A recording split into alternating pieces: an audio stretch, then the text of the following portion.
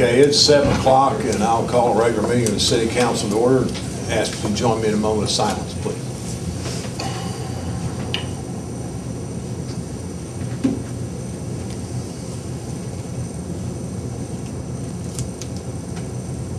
Thank you. We will respect the flag. I pledge allegiance to the flag of the United States of America and to the republic for which it stands, one nation under God, indivisible, with liberty and justice for all.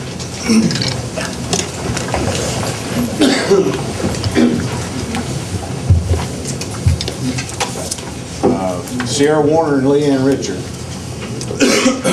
We're here. We just come to Okay. see if there was anybody else to come, or if you guys have like decided on anything, or. Okay, all right, thank you. Idris Gooden? You want to speak? Yes. Please do so.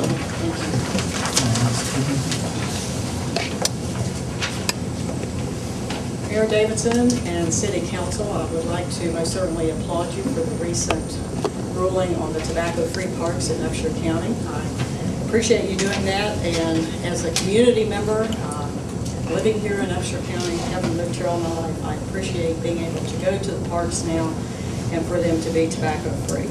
And with that, I would just like to add some comments in support of that. And our parks are established to promote healthy activities. And if they are not smoke-free, then that is certainly sending a double message, not only to our community members, but especially to our children. Secondhand smoke harms everyone. It is a human carcinogen, which we all know is cancer-causing agent. Secondhand smoke is harmful in outdoor settings. It doesn't matter where you are. It doesn't just take an enclosed vehicle or enclosed home or whatever. It's everywhere that you are. Policies reduce litter and maintenance costs, so that will be a benefit for the policy that you have. Tobacco-free policies help change community norms. And as all of West Virginia, and as we join Harrison County, which just recently last year implemented tobacco-free parks, and many other counties in the state are doing the same thing, is that will help change our community norms, not only for our children, but for our adults. It also provides consistency among community athletic facilities. All of our school facilities are tobacco-free. Many times there's interchanges as far as the activities that are going on, not only in schools, but at our community parks and our recreation areas. So we need consistency. Tobacco-free environments promote positive community role modeling. And we all know that with children and that with adolescents, they don't always abide by what we say, but many times they abide by what we do. So the example that we set for them on a daily basis is paramount to their future health. And in closing, I would just like to ask you, as far as a couple questions for everyone in the room to think about.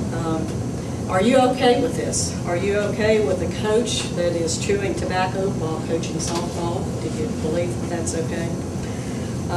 A 2-year-old out on the park at Cleveland Avenue, is it okay if she picks up a cigarette butt that someone has discarded and puts it in her mouth?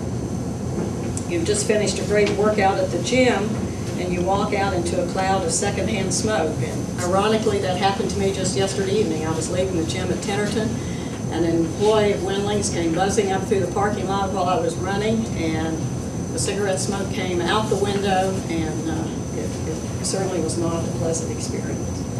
So I just ask you to think about those questions and consider them. And again, thank you.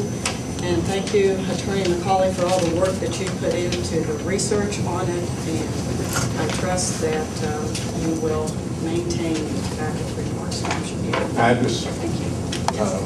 will you tell everybody what you do? I am the Regional Adolescent Health Coordinator with RESA 7, which is based out of Clarksburg. That's the Regional Education Service Agency. And I coordinate adolescent health for the 12 more central counties in West Virginia. Formerly worked as a school nurse here in the county. You're a nurse? Yes. At what level? You have I have a degree in nursing and 2 master's degrees, one in education, one in administration. Thank you. Thank you. Matt Kerner? Yes, sir. You're next.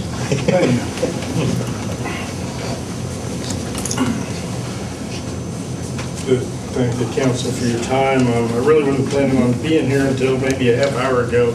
It's kind of a tough call because the second round of the Stanley Cup playoffs start tonight. And so I'm grateful this is early in the agenda. I've kind of watched this whole debate develop,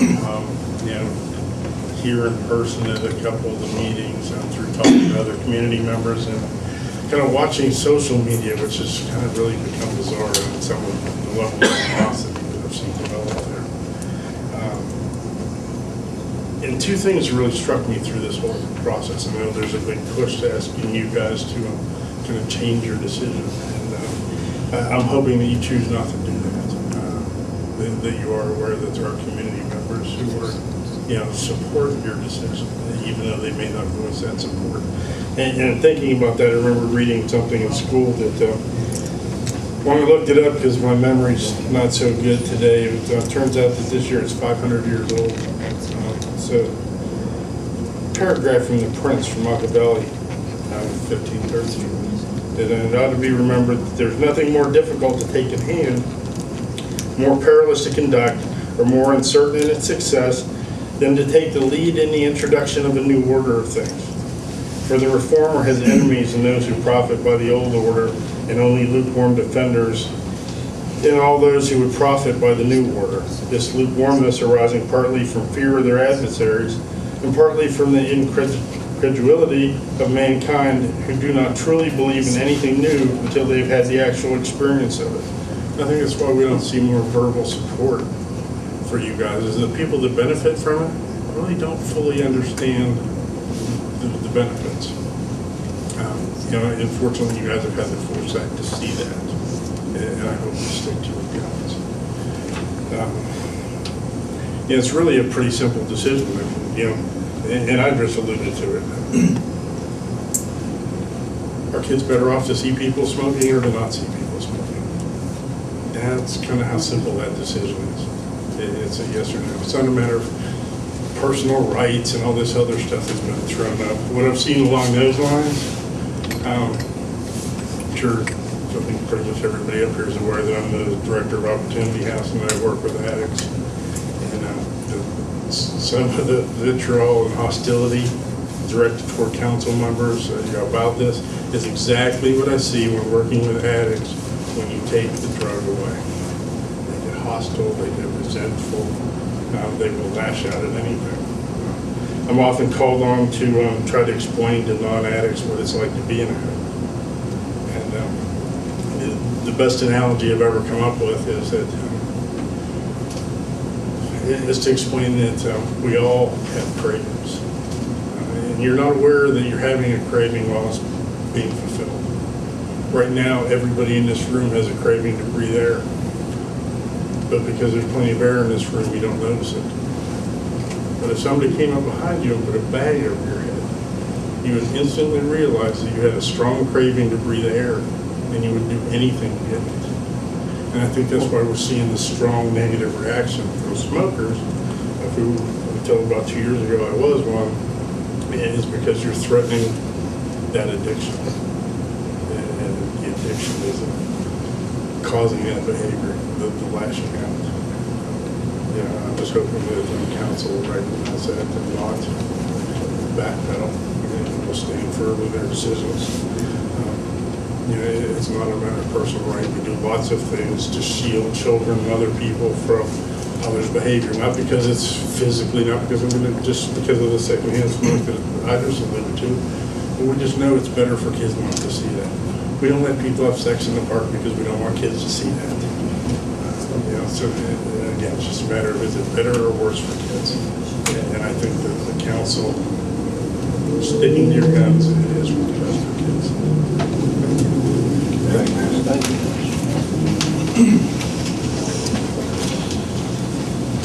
I've received a number of emails. These are fur, and these are some very strongly against, and some asking us to water it down a little bit. But I have 3 of those, and I don't know how many. We're here, probably a dozen. Rich brought in a number of emails that he received. I think there's some duplicates stuck in here, but there's a stack of paper. And have this from Brian Bergstrom. I think I'm going to choose to read this to you. Read it in the paper tomorrow. I mean, I can read it in the paper tomorrow, those of you who get the paper. Smokers are individuals. They're also members of society.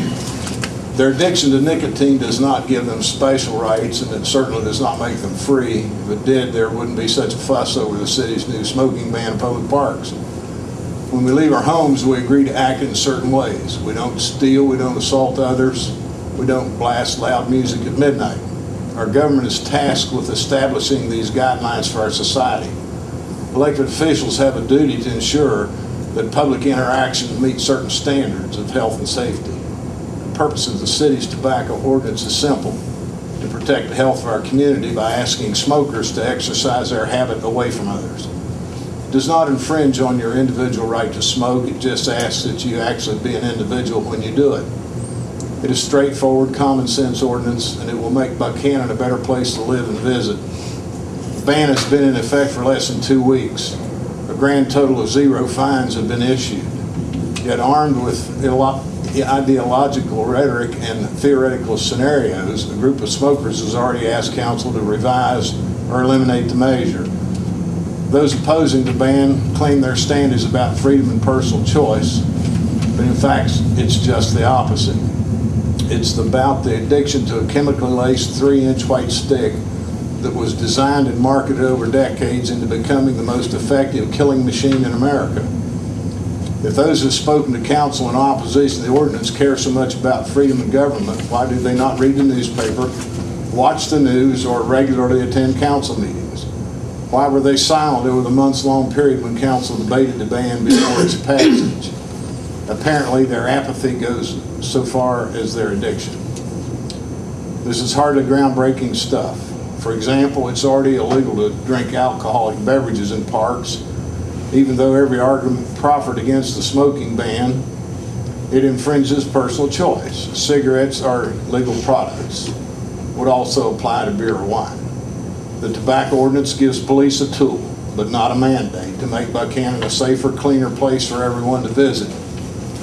The police chief isn't going to be out trolling the streets, tasing every smoker at the Strawberry Festival.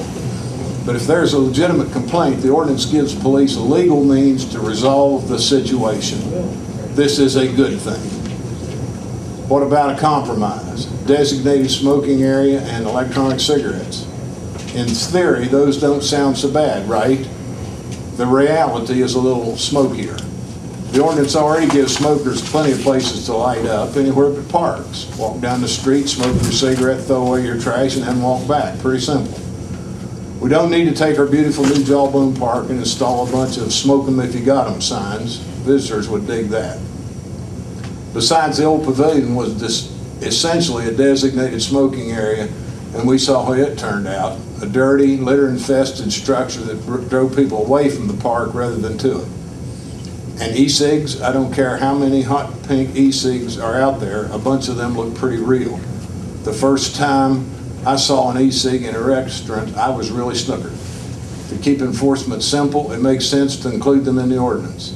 Again, if you want to vapor up, just leave the park before doing it. I don't envision many people facing fines for this fad, but if the city police do go on some e-cig rampage, then come back in a year and revise it. Right now, it's just not an issue. Anybody else? Opportunity to speak. Yes. I think all the profits that come from the fines that are associated with the smoking ban, if it stays the way it is, should go to a tobacco quit, like a prevention fund of some sort, to go in line with the concept that if you do find somebody who is smoking, it's actually helping another smoker to quit smoking at that point. Now, my kid also, when I go to the park over on Cleveland Avenue, I smoke for a long time. It's part of my culture. It's just part of me. And I don't want to see kids grow up and smoke or dip or nothing like that. And I think for the future, the younger generation that doesn't really smoke or dip. That's why society's kind of changed to support that idea every day anyway. But when I go to the park with my kid, at Cleveland Avenue, that park, if I'm watching him by myself and he's over there by the swing sets and all that stuff, and I'm back, if I can't smoke while I'm there, and I'm there for like more than an hour, it forces me to have to leave the property. So I have to take my kid with me to go smoke somewhere else. Now, generally I would like leave him in the car while I smoke a cigarette. I dip for the most part. The point is that a smoker who is addicted to the substance, or he just believes that it is his culture, what they do, I think that there should be a designated area available so that a parent who does smoke can watch his kid play in the park. Now, the 1,400 names that were on the petition, were those from French Creek and Rock Cave residents, or? Everywhere. They were just Upshur County and like around. There are 25,000 people in Upshur County. There's about 5,000 people in the city. Now, I've been told, and I'm not sure if this is true or not, that a city council member can be elected and live within 14 miles of the city of Buchanan. That's not true. That's not true. What is the law? They must be a resident. Of Buchanan? Of Buchanan. In the corporate city limits? Yes. So from the Armory to? Within the corporate boundaries, they have to live, that's state law, as well as the charter. Does the county, or does the city get any money from the county to support the city parks? Not city parks. No. There's no money from the county at all? That's just my proposal. I don't think that there should be a What's your name, sir? Doyle Tenney. Doyle.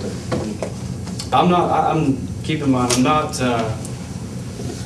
there's this research for Berkeley in California says that 20 feet from somebody who is smoking outside is an acceptable distance to keep all the carcinogens away from another person. Inside the law that you have written, it seems like it's addressing health concerns for an individual. I do dip.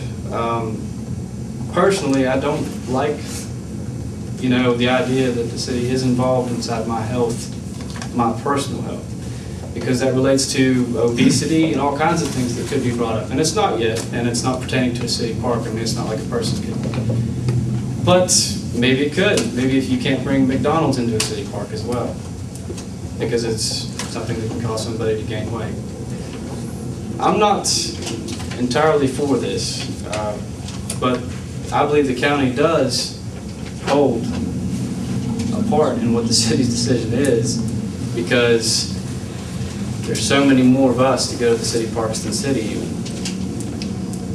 I mean, there's 4 to 1. I mean, that's, Well, to not take in a, in defense of that, Mr. Tenney, the residents of the city pay their taxes, and that's what supports the parks.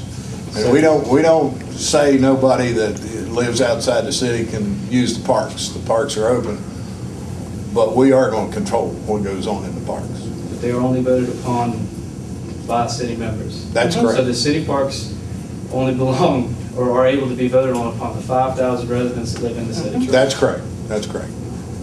They are You not receive no county money from the parks. county. No. They are not county parks. They are city parks. So you don't borrow money from the county? We do not. Okay, Thank you. thank you. Anybody else?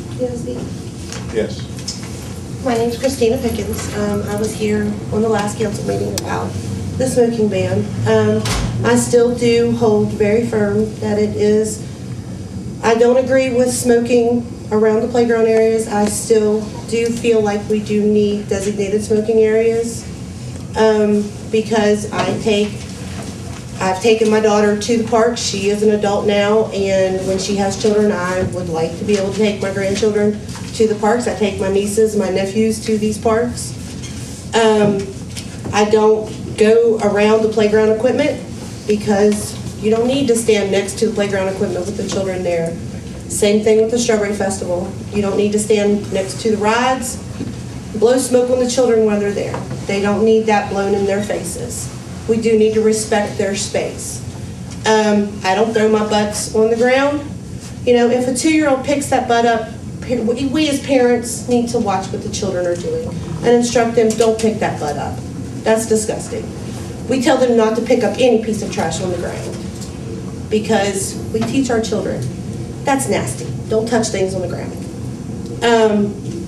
But we do and would like to have a designated area. You know, I don't care if it's in the parking lot, as long as I can still watch my child play in that area. You know, I still believe and still stand firm that it's my right to have a designated area. Back me away from there, that's fine. I respect that. But I would still like to have my rights respected. That's all I have to say. Okay, thank you. Thank you. Well, folks, Kenny, you got another one here? okay. Can I just say something? Just real one quick? more, yeah, okay. I promise I won't talk very long. Last week and this Your week, name? everybody has mentioned the fact that if a child was to see somebody smoking, you know, they're going to be more encouraged to want to smoke in their lifetime. If you're going to do that, I just looked up, West Virginia is one of the 3rd highest states in obesity. Why don't you block people from eating cheeseburgers in these parks? Obesity is way more of a problem than this. Let's stay on the subject here, yeah. Thank you. Are you Sierra or Leanne? I'm Sierra. Sierra. Okay. My comments over the last couple of weeks or so have run strongly in support of our ordinance. And if I have to make the declaration, we're not going to touch this thing. Anybody else got comments on that, council? I got one very quick comment, well, reasonably quick. Back on January 17th, we had a visitor that members of council listened to. His name was Robert Thompson. And some of you may remember he spoke on the hippie shop across the street. And he tried to tell us that the products that they were selling were marked not for human consumption. And I believe his words were, but we all know what they used it for. Wink, wink, I believe was his comment. Well, he came in the other day and we had a conversation. He brought me a magazine. It's called High Times. And just out of curiosity, he said this was given to him by a mother who had removed it from their 15-year-old child's bedroom. And there's quite an article in here about how you can use, and they sell directly, what would amount to e-cigs with marijuana in them or any other drug of choice. So here's a whole article about which ones are good and which ones are bad, so on and so on and so on. So, I mean, if you still think e-cigs are a good idea, think about what might be in that e-cig too. Doesn't necessarily mean it's just tar nicotine. So, interestingly, Robert was very much opposed to offering e-cigs in the park. He thought we ought to leave that in the ordinance as is. He supported that, which was kind of a different angle from Robert, I thought. But anyhow, I appreciate him coming in. I thanked him then, and you know, I appreciate his input as well. That's all I have. Yep. Most of you probably remember I was a manager for McDonald's some years ago. Back then, obesity wasn't a big issue. And of course, people need to keep in mind too that, people that are larger built, it's not always because they eat a lot. I know a couple of people that are diabetic.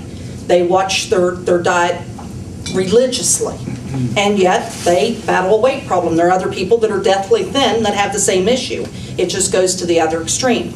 But in reference to banning cheeseburgers, you don't really have to do that, because if anybody in this room has access to a television, a newspaper, or even the internet, we've all heard, and I heard a joke made earlier this evening about the whole cheese sandwich issue over in Barber County. The government has now started, now that they realize, that children were being brought up with bad eating habits, that they weren't being encouraged to eat vegetables and fruits, they've gotten involved. And we all now know that there are basically rules and guidelines, very strict ones, about what can and cannot be fed to children, and how they're attempting to gradually educate the public to the importance of making sure the children eat the right products versus the bad ones. If you all have noticed, or if you haven't, the fast food restaurants are quickly trying to catch up. You can go to I know you can go to McDonald's and Burger King now, and instead of French fries, you can get apple slices. Instead of a soda with the Happy Meal, you can get a juice or a milk or a water. There are alternatives that they now offer, because they realize that cheeseburger, those French fries, and that Coke are pretty much becoming has-been items. So the government's already gotten involved in that, and for the right reasons. So I don't think the city needs to worry about banning cheeseburgers and Coca-Cola and candy. I think that anybody seriously. But I'm saying the comment was made. I mean, the government's already pointing out those things aren't healthy. So it makes sense that the city is going to look at this. It is better for everyone's health if it's enforced. Thank you, Liz. One last comment.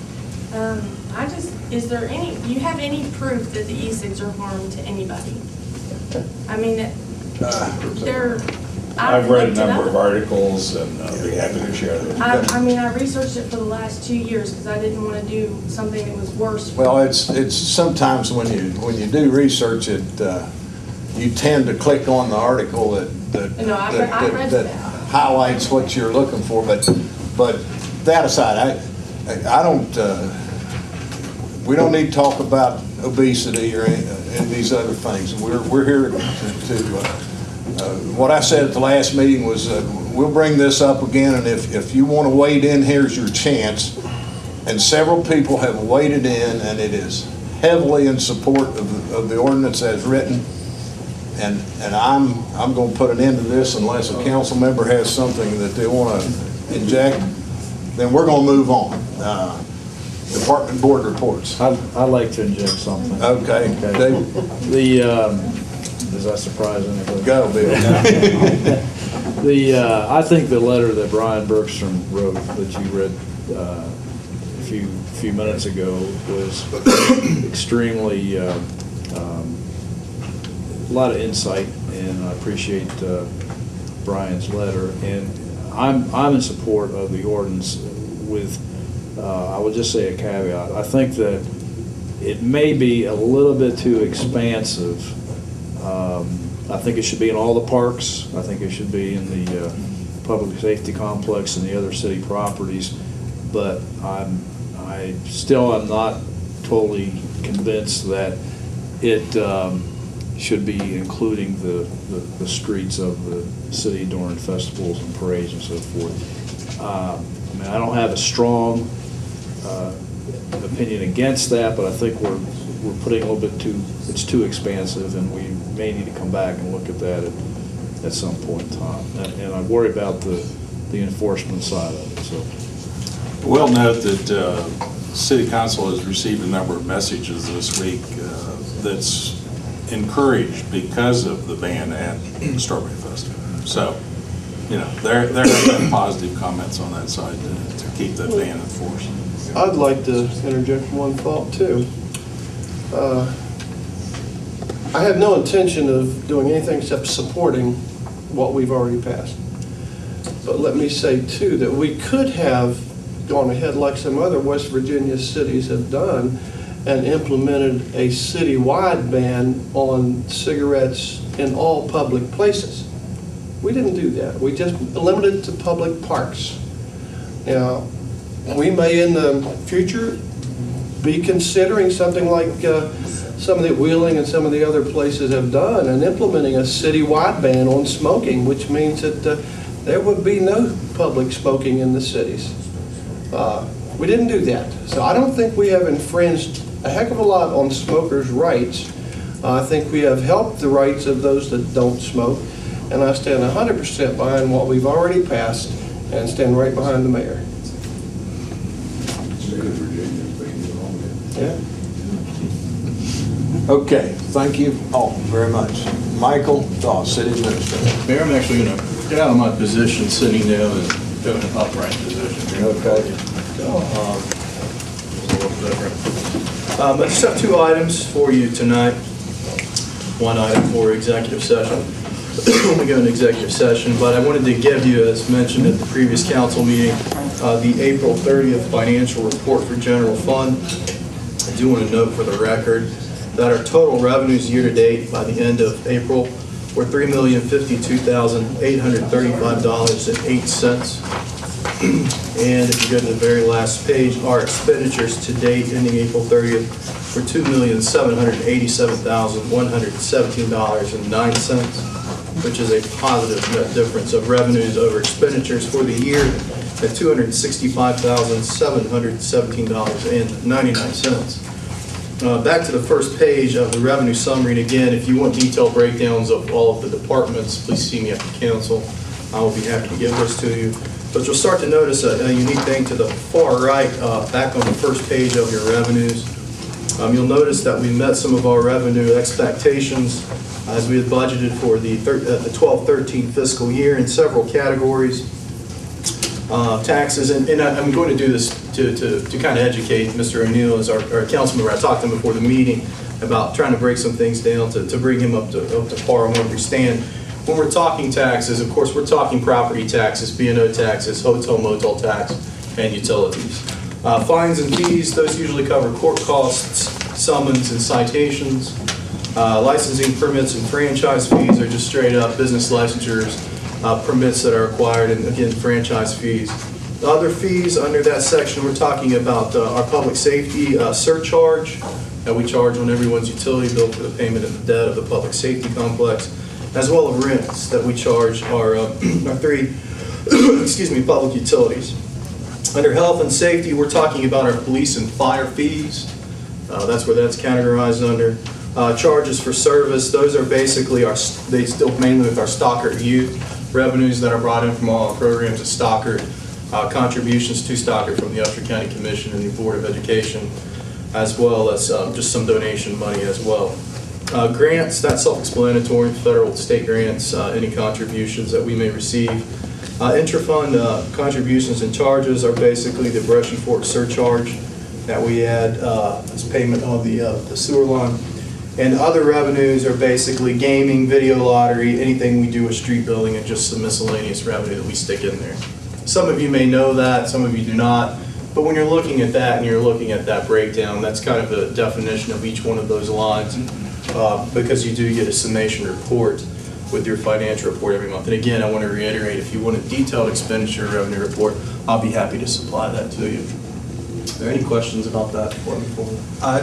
Yeah, on the far right column, on the summary where it talks about percentage of year-to-date budget, where we've got excesses in excess of 100%, that indicates that revenues have already exceeded the expected amount for the year. Yes. by the.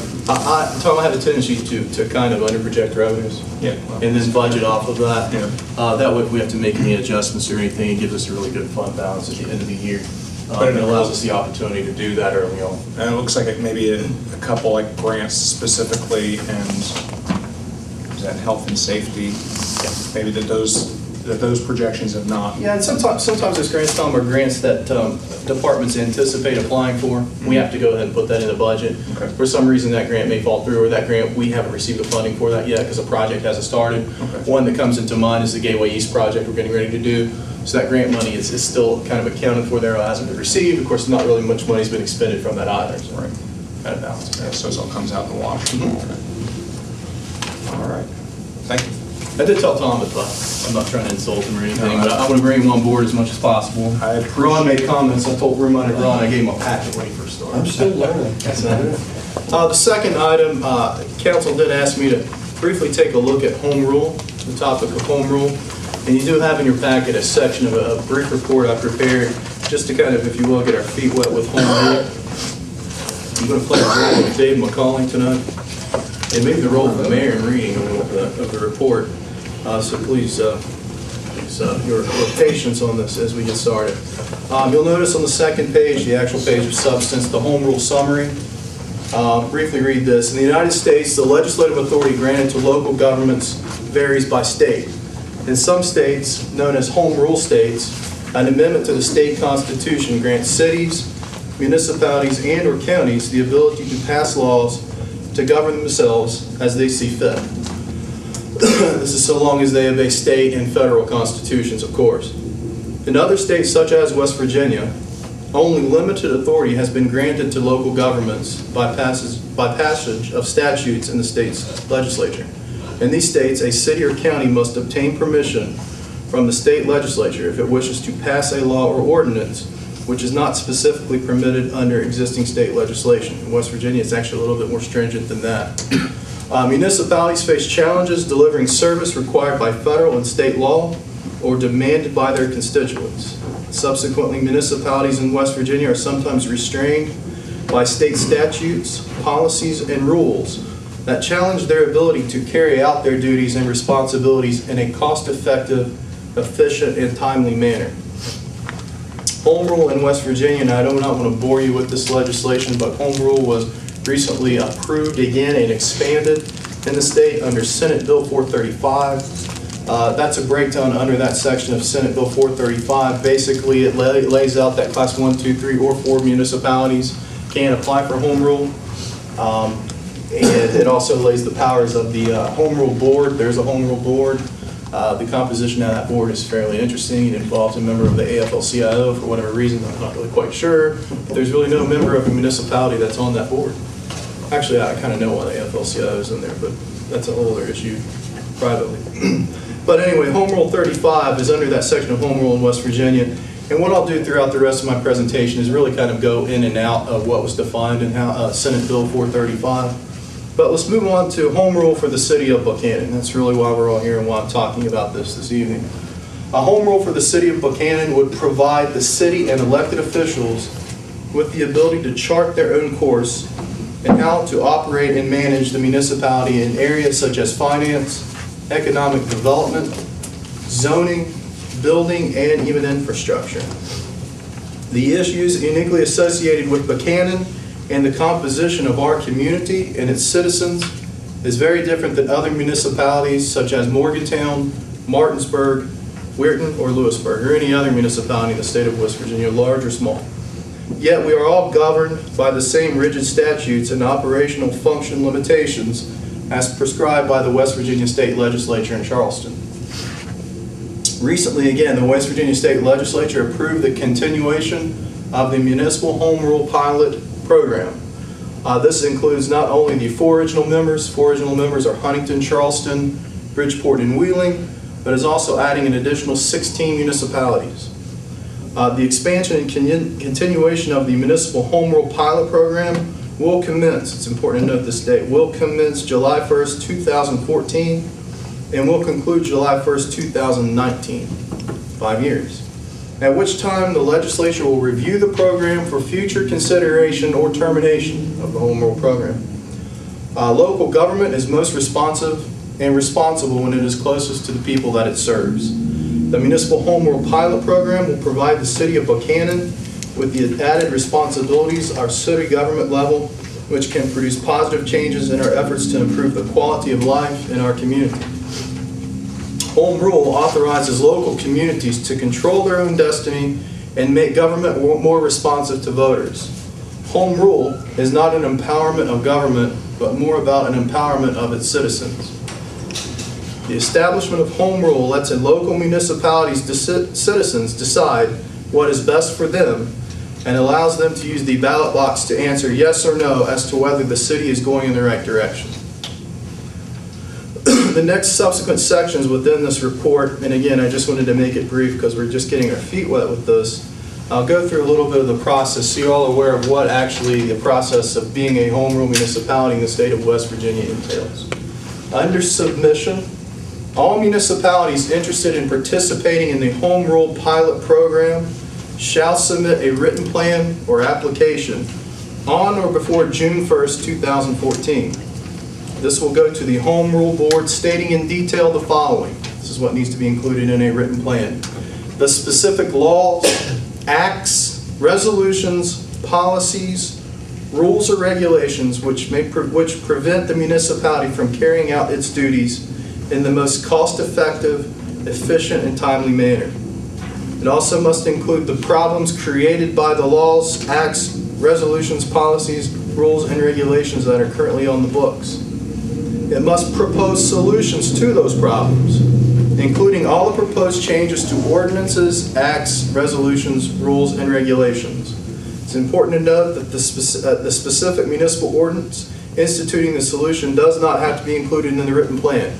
Basically, within the written plan, and what that means is that if you're proposing a solution to something that is a barrier with you according to state law, or a power that maybe you do not have, or that may be restricted, in your application to become a home rule municipality as part of the pilot program, you're not inclined to actually offer up specific ordinances at that time. You're just supposed to offer up problems and potential solutions. So the ordinances come later, and we'll talk a little bit about that. And finally, within your application, you need to have a written opinion by an attorney licensed to practice in West Virginia, which I believe Mr. McCauley is, that states the proposed written plan does not violate the provisions in this section, or essentially does not violate state or U.S. Constitution. There are other provisions within the section that we'll talk about that the state of West Virginia legislature under this program has outlined as things you cannot do. Prior to submitting a written plan to the board, and this is the Home Rule Board, again governed by those individuals who I just mentioned earlier, the municipality shall hold a public hearing of the written plan. It must provide notice at least 30 days prior to the public hearing in a Class 2 legal advertisement. It must make a copy of the written plan available for public inspection at least 30 days prior to a public hearing. And after the public hearing, it must adopt an ordinance authorizing the municipality to submit a written plan to the Home Rule Board after the proposed ordinance has been read 2 times, again by that deadline of June 1st, 2014. It's important again to note that a municipality selected to participate in the Municipal Home Rule Pilot Program may amend its written plan at any time. So you're not exactly totally bound by that. On or before June 1st, 2014, this is part of the selection process, by a majority vote, the Home Rule Board may select the municipalities that submitted written plans and were approved by the board by a majority vote. New class municipalities may participate again in the Home Rule Pilot Program. After being selected to participate in the Home Rule Pilot Program, and prior to enacting an ordinance, act, resolution, rule, or regulation based on the written plan, the municipality shall do the following. And this is where it gets a little different. Essentially, if we get into this pilot program and we're enacting a law, an ordinance, a statute, or something that we feel will benefit the city of Buchanan, and it's something that the West Virginia State Legislature has not touched or has given us the ability through the Home Rule Board to focus on or try, there's some things that we have to do a little bit different. First, we do have to hold a public hearing on the written plan. We do have to provide a notice of 30 days prior to the public hearing in a Class 2 advertisement. Again, we have to make the copy of the written plan available for inspection. After the public hearing, we have to submit comments to the Home Rule Board. That's something a little different. We have to submit comments to the Home Rule Board. We must obtain approval from the Home Rule Board by a majority vote for the proposed ordinance, act, resolution, rule, or regulation. And after obtaining approval from the Home Rule Board, then we can read the proposed ordinance, act, resolution, or rule, or regulation at least 2 times. So any ordinance that we're wanting to look at that might be something new, that actually has to go through a public hearing and then has to be submitted again to the Home Rule Board for their approval before we can advance the ordinance or second read. Mike, I have a question. Go ahead. That apply only to ordinances or resolutions that would fall within the plan, or does that mean that anything we wanted to pass? Within the plan. Okay. If you want to focus on something, say you want to take something with property maintenance or property nuisance, and it's something that is specifically not a power that's provided to municipalities in West Virginia, you first have to go and send an amendment to your written plan, hey, we're going to focus on this, and get their approval. Then you would go through the process of having a public hearing. Then you would send it down there with all their public Then comments. they have to approve the ordinance before we could then vote on it. Correct. Any other ordinance, we have the ability to enact. A smoking ordinance, we can do that without. That would not be passed under home rule powers, would still proceed as usual. Right, our normal process that we do with ordinances. Does that answer your question? It does. Under powers and duties under home rule, municipalities participating in the municipal home rule pilot program have the authority to pass an ordinance, act, resolution, rule, or regulation under the provisions of this section that is not contrary to the following. And these are things we cannot touch. Environmental law, sorry guys, bidding on government construction and other contracts. Got my wings clipped on that one today when I was researching. We cannot violate the Freedom of Information Act. We cannot violate the Open Government Proceedings Act. We cannot violate wage for construction of public improvements. Probably a lot of AFL-CIOs in there. And we cannot violate anything that's in the municipality's original written plan. The municipality does not have the authority to pass an ordinance, act, resolution, rule, regulation under provisions of this section pertaining to anything that violates the Constitution of the United States or the state of West Virginia. Cannot enact anything that would violate federal law in relation to crimes and punishments. Also state law in regards to crimes and punishments. We cannot tackle pensions or retirement plans. We cannot tackle issues of annexation or get creative with annexation. We cannot tackle or focus anything dealing with tax incremental financing for economic development purposes. Anything dealing with the extraction of natural resources. Anything dealing with person or property outside the boundaries of the municipality. Cannot focus or do anything with marriage or divorce laws. Cannot restrict the carrying of firearms. And we cannot do anything with the occupation tax fee or assessment payable by a non-resident of the municipality. And there are some restrictions that we can do for taxation purposes, a sales tax versus a B&O tax. You can only have one or the other. Under reporting, commencing December 1st, 2015 and each year thereafter in the program, each participating municipality shall give a progress report to the Home Rule Board. And commencing January 1st, 2016 and each year thereafter, the Home Rule Board shall give a summary report of all participating municipalities to the Joint Committee on Government and Finances with the state legislature. Performance evaluation and review. Before January 1st, 2019, the Performance Evaluation and Review Division of the Legislative Auditor's Office shall conduct a performance review of the pilot program in participating municipalities. The review shall consist of the following: an evaluation of the effectiveness of the expanded home rule on the participating municipalities, a recommendation as to whether the expanded home rule should be continued, reduced, expanded, or terminated, and a recommendation as to whether any legislation is necessary regarding the continuation, regulation, expansion, or termination of the home rule pilot program. Briefly, the very last page, and this is strictly up for discussion, but just to kind of get the creative juices flowing and your thinking cap on, I did list some possible items that the city of Buchanan could consider under home rule. Again, these are just some possible problems or solutions. We could address issues of economic development, probably giving away some of our cards.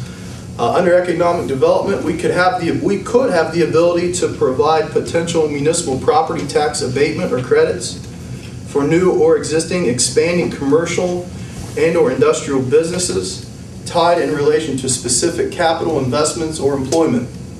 These municipal property tax abatements or credits could be staggered over a period of 3 to 5 years with an incremental reduction in the percentage each year.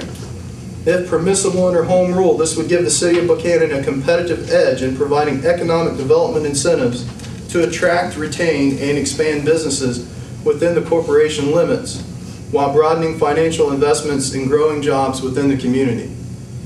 Property nuisances, and this is something that we've talked about in our Housing Enforcement Board, and I know these are some things that a few people in the audience have been passionate about in the past. Under property nuisances, this could give us under home rule the ability to directly assess property taxes for charges related to cleanup and fines for unkept or blighted, dilapidated properties within the city of Buchanan. The city currently only has the ability to lien a charge or fee on unkept or blighted property. The city currently only has the ability to lien a charge or fee on unkept or blighted property. This lien is not legally binding or effectively prioritized if other liens trump the existing lien imposed by the city. We'll bring up an example at Ritchie Street and Tucker. Having the ability to actually go out and do anything with that property was very frustrating to some of our citizens. If we were to go and use city resources to go and clean up that property, there's a huge chance we would have fallen in line with the tax lien and we would have never got our money back. So we would have wasted our taxpayers, but we still have a problem within that municipality. Something unique under home rule would be like the city could go in, abate that nuisance, and assess that to their property tax directly. Everybody pays property tax. If you don't pay property tax, you know what happens. It actually should up our enforcement and our ability to clean up properties within the city of Buchanan. Just a thought.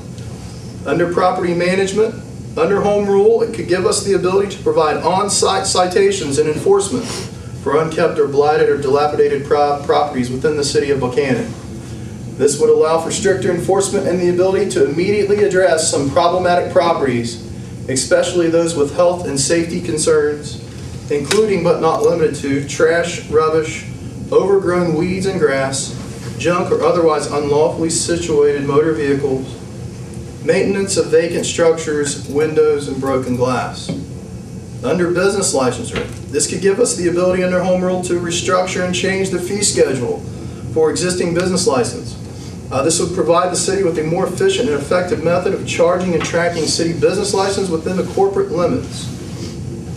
These are just some suggestions of things that we can do. I'm sure as elected officials and individuals working within city government, we've from time to time had an issue that could not be resolved because it wasn't addressed within West Virginia State Code.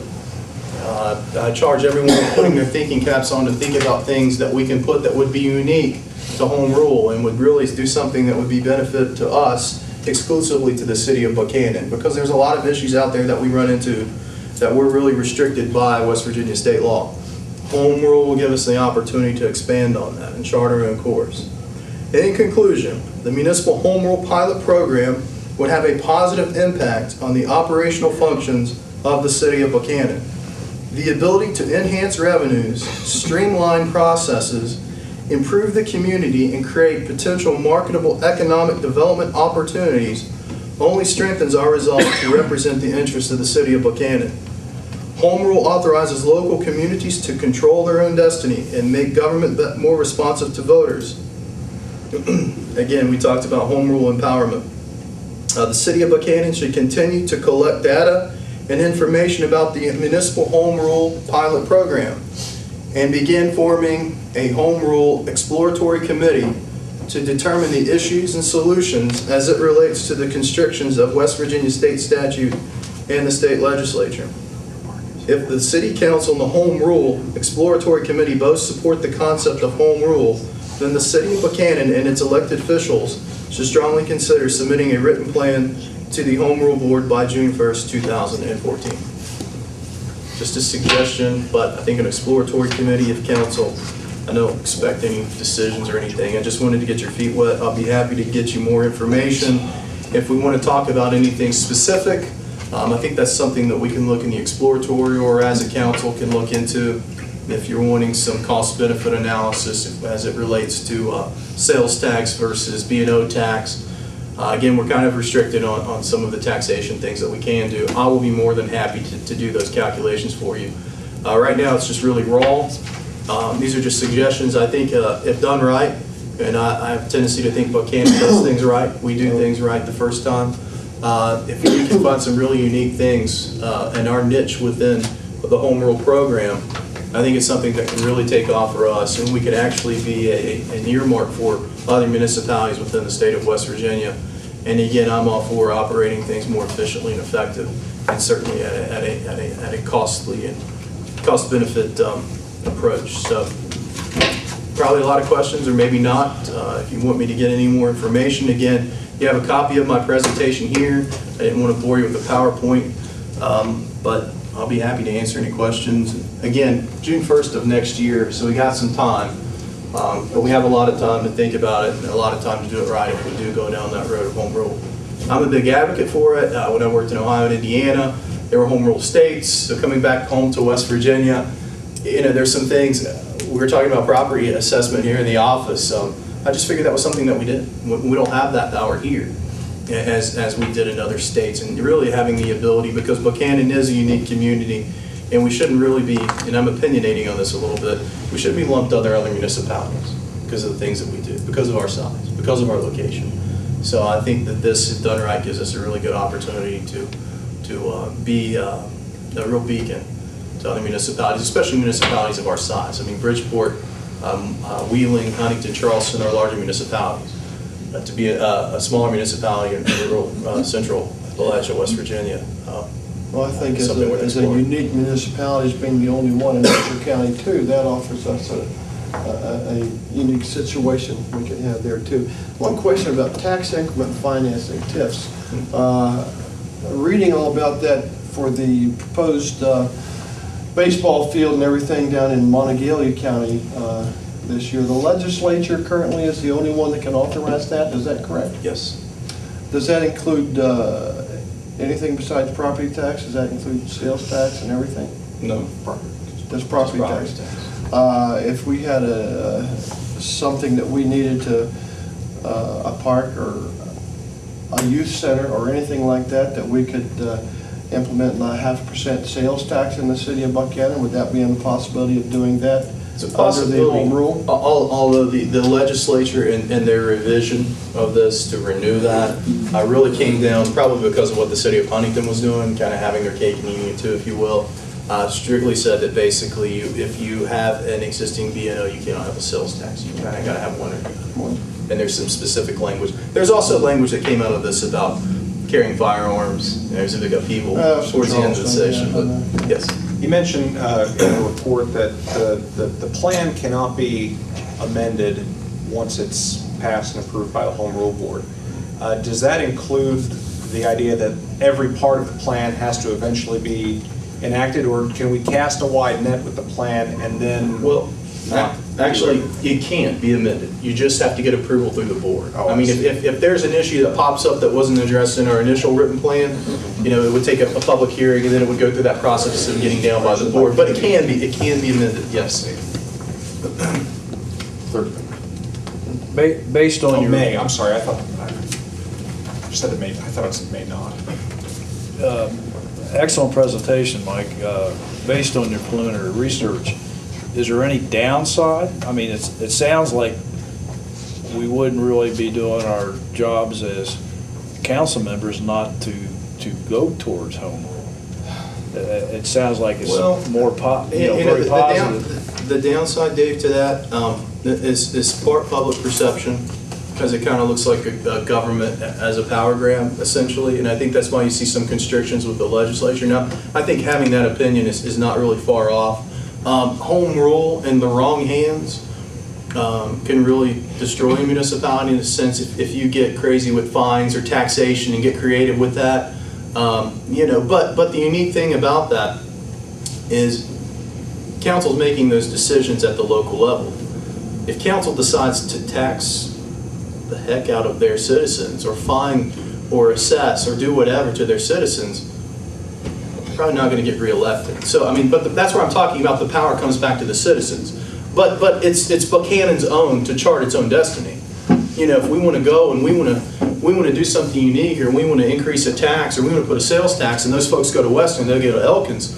Well, shame on us. But we've done that. We've done that to ourselves. What about now we're the council members who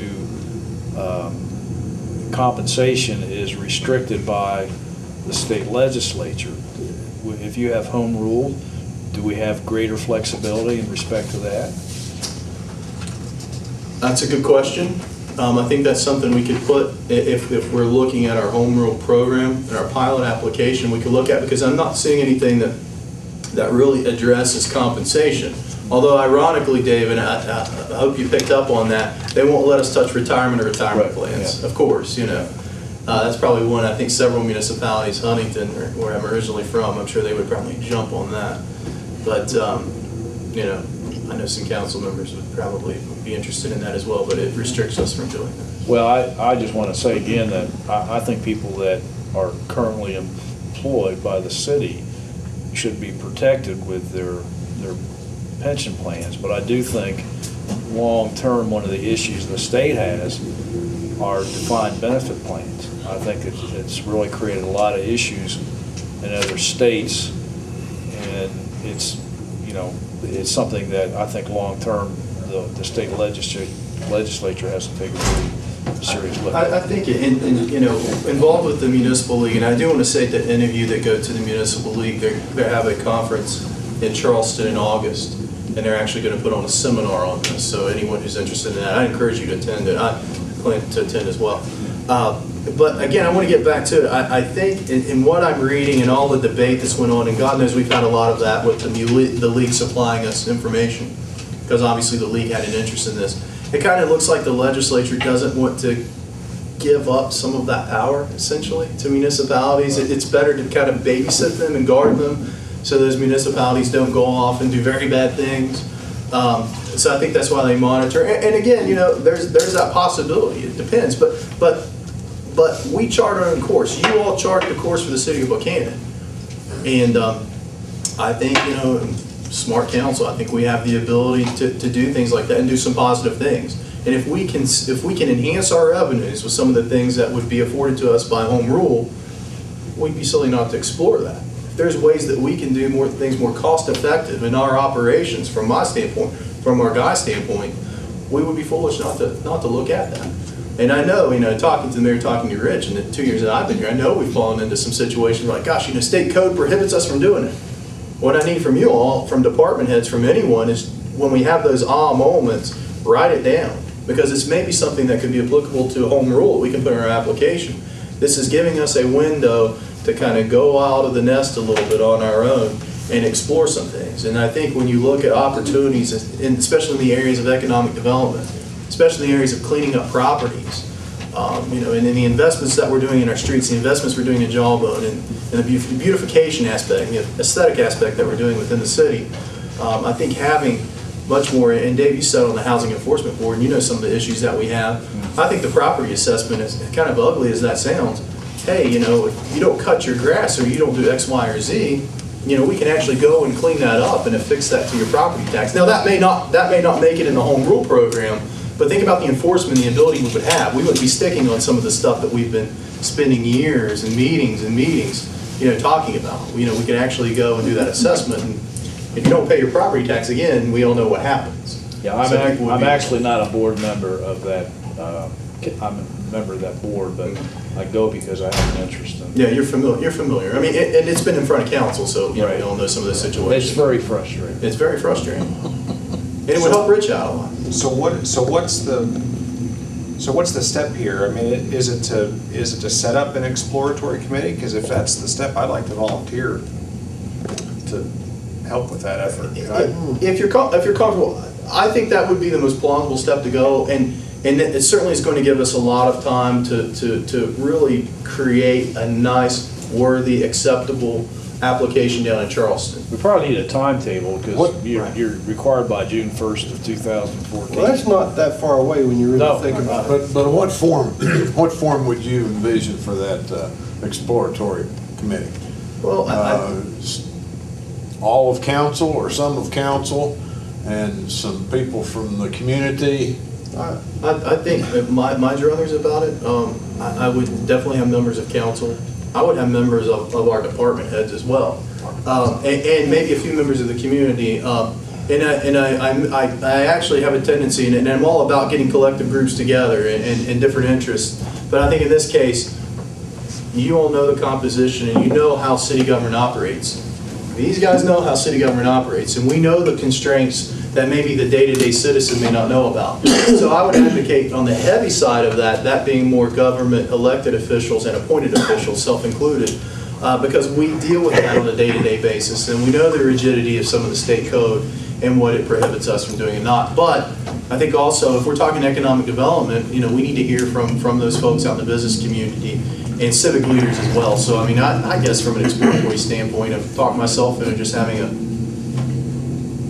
big group. Well, somebody like Steve Foster, Steve Foster should definitely he should be on the. Well, the Upshur County Development. Well, I think some of the local business offices, small business owners, everybody should be involved in this too.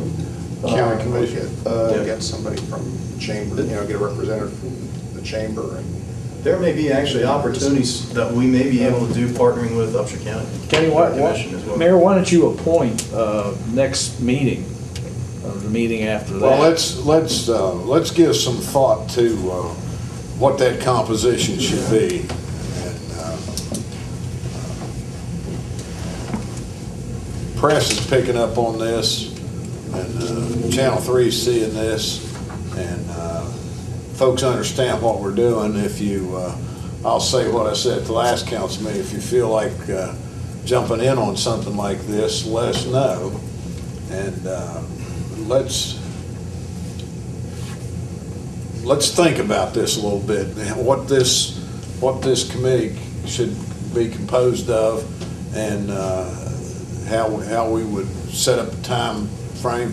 I would very much be interested in somebody from the Planning Commission who worked through a process, and there's some expertise there, Rich Clemens included, that how they organized themselves and how they worked in committees and that sort of thing. You may have committees, subcommittees within this thing that would work on different projects. I think it's premature from you ask me to appoint a committee. I'm not ready to appoint a committee. I didn't ask you to do that tonight. Let's study that. I suggested you do it next time or the meeting after that. Do you actually think, why would you want to involve the county commission? I just want to know. Because this is a city home rule. The county can't do it. That's true. But I know. They may have some ideas. I know they may have some ideas, but you're coming back to this thing about getting and you get a committee of 50 and you can't get anything done. Right. Committee at the death. Yeah, committee at the death. I can actually see where the county may at some time not approve of the city doing in this, because it's kind of giving us a little more power than even the county wants us to have, not just the state, but the county. At some time when the county can have a home rule or can do something like that, or we're talking metro government or something like that, I can see bringing stuff in. I know I shouldn't say metro government. That will happen someday, Rob. I will say this, I hope so. I have copies of Charleston's and I have copies of Bridgeport's. Bridgeport's is about that thick, Charleston's is not. Charleston had a bunch of lawyers. Sorry. You lawyered it to death, I guess. But one of the things, and I really didn't pay too much attention to the one in Charleston, but it actually did talk about its relationship with Board of Education. And how some of that's constricted within state code of those relationships.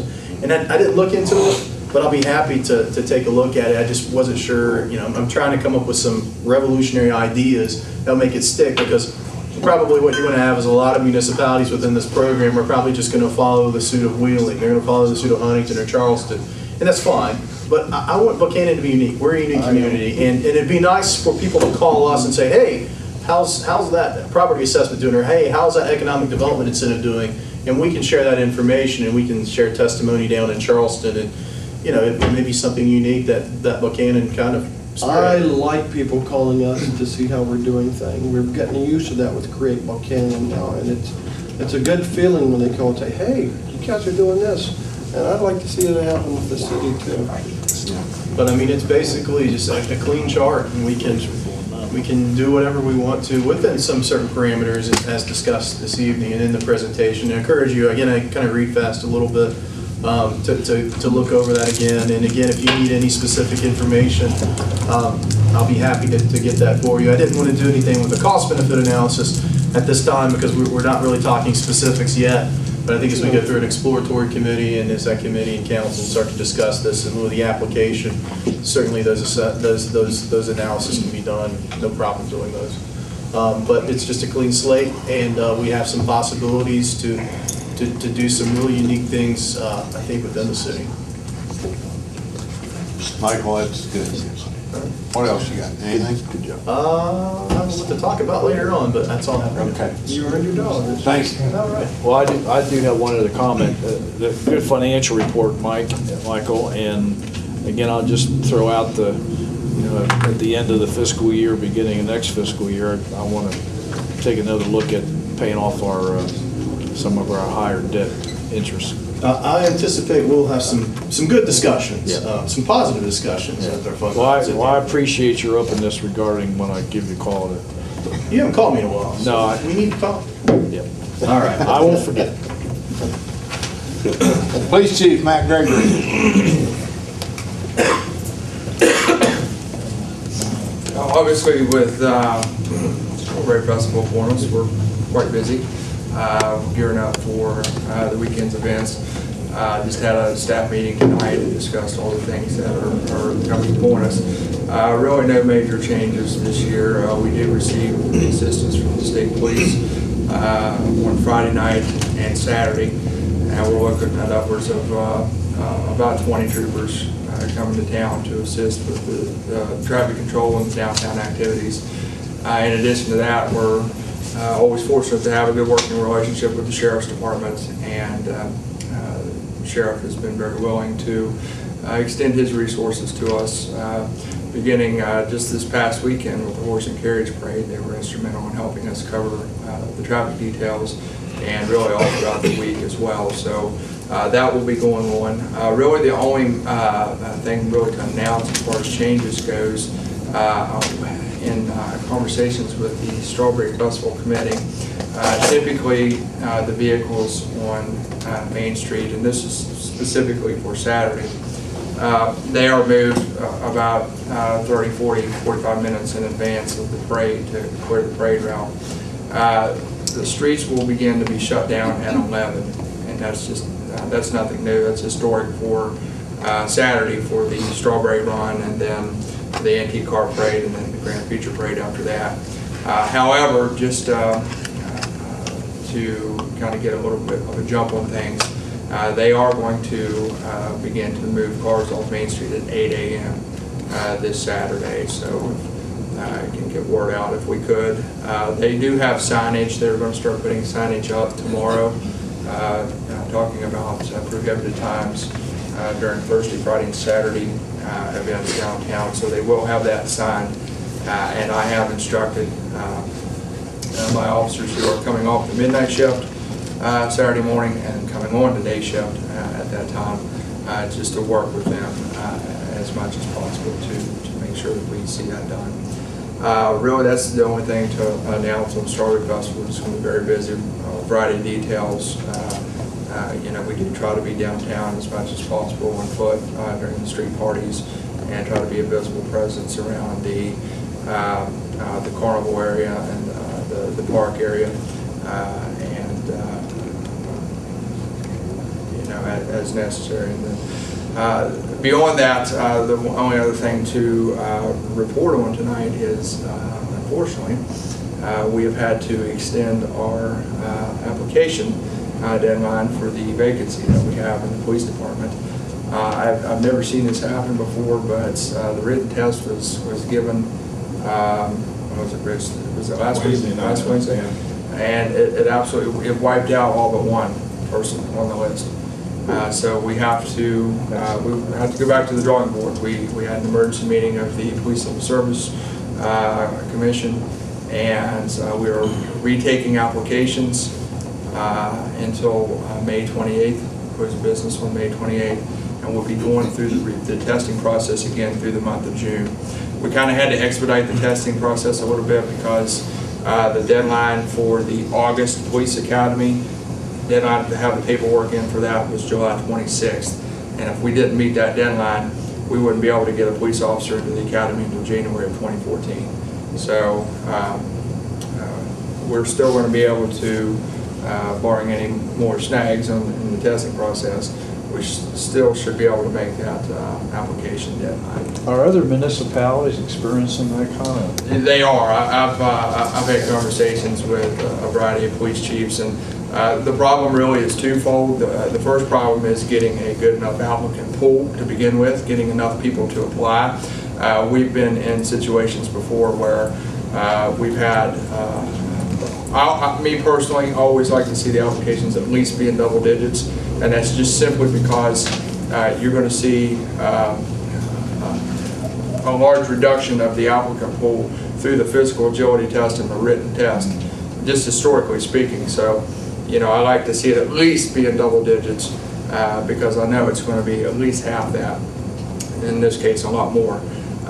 But getting to that point is always, is, at least in the last few years, has been quite problematic. And it's not just us, it's just all around. So I don't know if that's just these folks just aren't wanting to apply to law enforcement anymore or what that case is, but it is across the board. And then beyond that, those that you do get to apply, there have been problems with getting enough to pass the test. And that, again, isn't unique to us as well. You know, I noticed that some of the written stuff that we got this week, that several of them didn't pass because of their agility requirements and everything. And that kind of surprised me with a few of them that I saw the names on there that I thought, surely to goodness, they would be able to pass that. But now on the other part, is it just their not being able to understand what's being asked on the questions? Is it their interpretation, or is it their just a general lack of knowledge? Yeah, I think a little bit of both. It is a standardized test. We've used this type of test. I took the same kind of test when I tested for the police department in 1997, or actually 1996, when I took the test. So the tests haven't changed over time. We relied on standardized testing just because you know, it is a national standard. It is a standard that's out there. Rich and I talked. We want to be very careful about reducing those standards as far as the testing goes, because then that dictates the type of employees. If anything, you should increase the standards. Right. You know, so you know, it's not the test. We took a critical look at the test, and truly, you know, there are areas if you don't pay attention to detail, you know, because there's some memorization involved with it. You know, there's some logical type reasoning with it. There's some vocabulary. 15 questions of the test deal with synonyms and antonyms.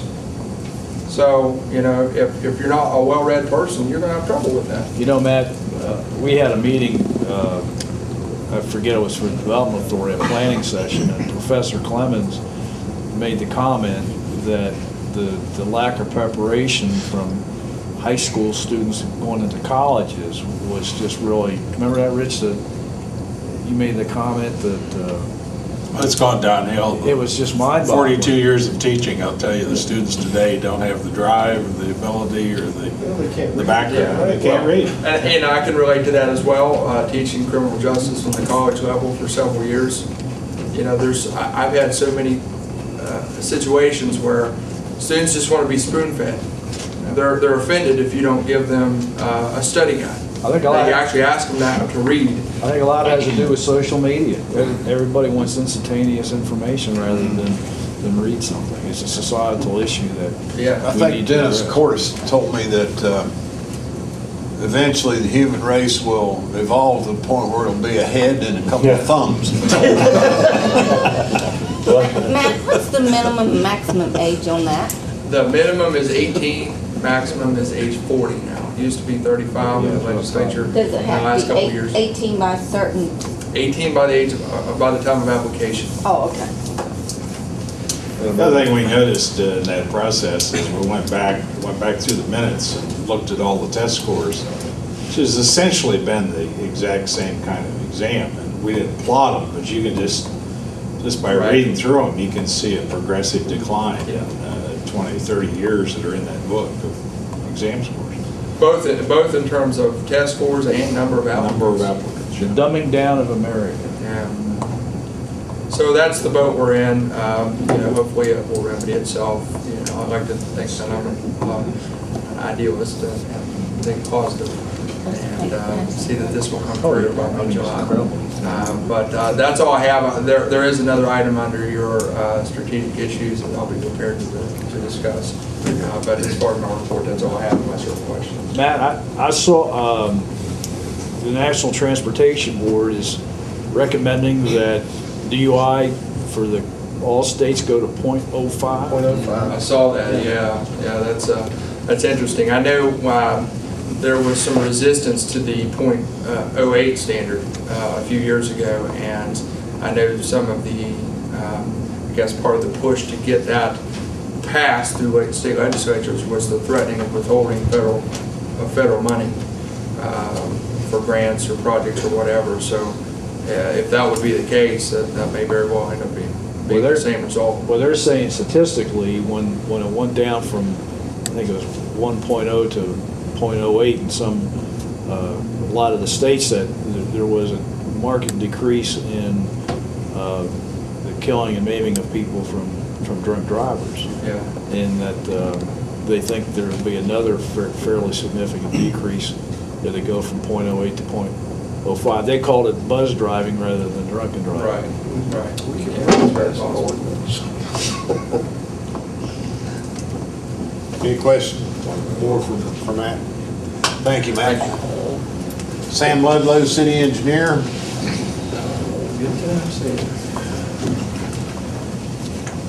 Senior or junior? Let's see. We did reschedule the sanitary board meeting and had it this afternoon. One of the primary reasons for doing that was to pass the budget. The budget was passed for fiscal year 2013-14. We had some further discussion of our NPDES permit and the appeal.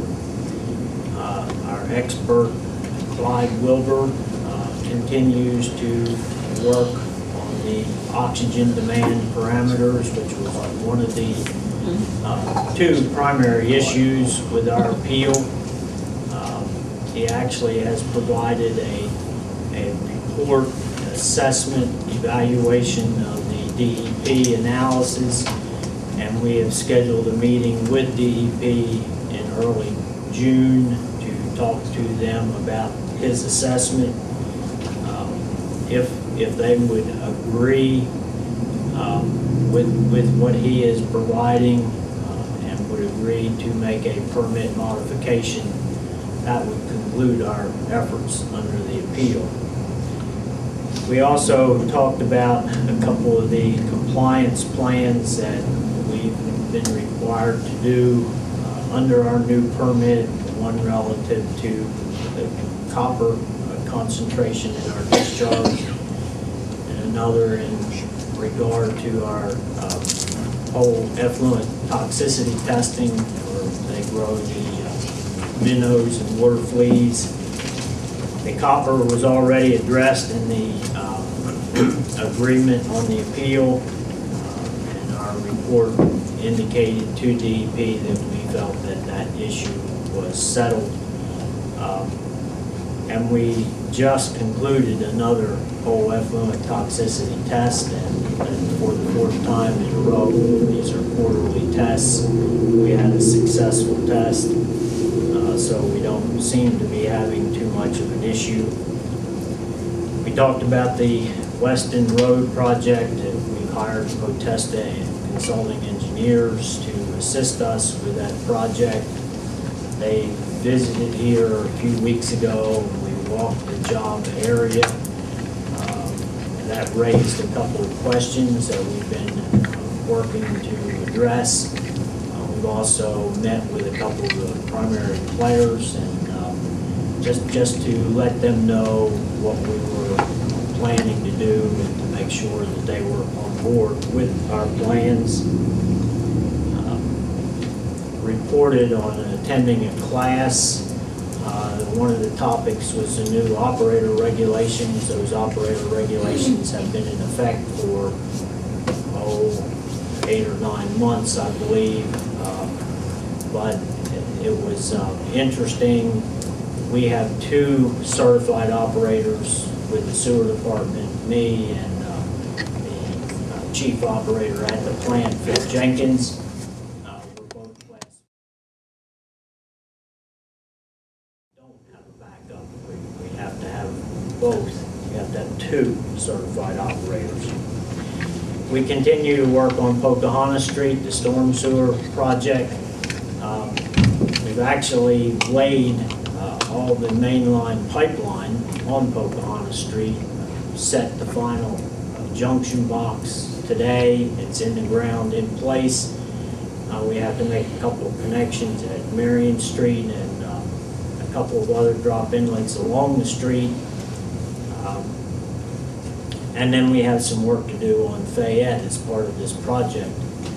We'll probably try to do production work tomorrow and some cleanup on Thursday to work with the street department in leaving Pocahontas Street in a manner that it can be used during the festival. We've had a couple of projects going on relative to the plant. One at a pump station, Elias Pump Station, where we've been upgrading some electrical wiring and connections. At the pump station itself, at the wet well where the pumps are located, to try to protect them. That station gets flooded when the river's high. It puts those pumps at risk. We're attempting to do some things to reduce that risk. And we've been working on our sludge storage facilities at the plant. We've actually, with the construction of the project with Belt Press, we were able to convert the old drying beds into storage beds, and we have enough storage to only have to remove sludge from the site a couple of times a year, every 6 months, 5-6 months, which has really been a major asset to our solids handling program. We land apply sludge, and it allows us to do that at times that we choose. At one point, we did it every time we ran sludge, which could be in very difficult conditions. And it's also very beneficial to the farmers that allows them to manage their fields and get a lot of sludge at one time when they want it. So that's been very worthwhile. And that was the bulk of the meeting. Any questions for Sam? Thank you, Sam. Jerry Arnold, you want to report on something? I'm just here for the stoplight issue, Mayor. Okay, all right, thanks. Can I ask him something real quick? though? No, you're getting her in a minute. It's the Tom and Kelly time, which one? We'll get to it. Just to report a little bit, where we've been working at is basically the arm ramp. Got the tie-in done on the 10-inch, approximately laid 500 foot of line down through there, the 12. We're then cut the corner at the cinema. There is some difficulties because all the pipe has to be handled by machine, because we're looking at right at 550 pounds of joint, so everything has to be handled by machine. That's going to be time consuming. We had some time constraints with the cinema. When we got down there, we had the gas line, their 6-inch fire service and a 2-inch water service we encountered where we have to cross. So it was either go 28 inches or 7 feet. So we chose the 7 feet to be underneath all of it, which saved us a little bit of money of having to throw a fitting in there where we was able to bypass that without any kind of connections there. We've installed one hydrant so far on that. Nothing's been pressure tested yet, but as we get closer to the junk car lot, I'll put it that way, we will put a valve in and pressure test what we have. Plans for next week is to go out and try to do the 6-inch crossing, be skipping back and forth a little bit as time permits, with maybe them having some flaggers and help us out that way. We've also worked, we had to replace a hydrant down here at Coal Rider at the post office. It got hit and the breakaway didn't break where it was supposed to. It was an older hydrant, M&H, but it was still like a hit and run. No cameras to pick up who hit it, who broke it. So we had an additional expense there. That's the second one on that street that we've encountered within the last 2 months. And a hydrant cost? Hydrant cost is right at $1,400, but labor and everything, you're probably looking somewhere around $2,500 for everything. And plus that pulls us away. We're trying to maintain a 4-man crew out at the armory, plus maintain our regular work such as our dead end flushing, our missed utility locates. If we have services and leaks, me and another gentleman are trying to maintain as much as we can to keep the crew, on site. So, and then of course you have the meter ring and everything else going on.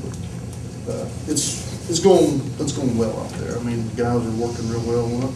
They're doing a good job.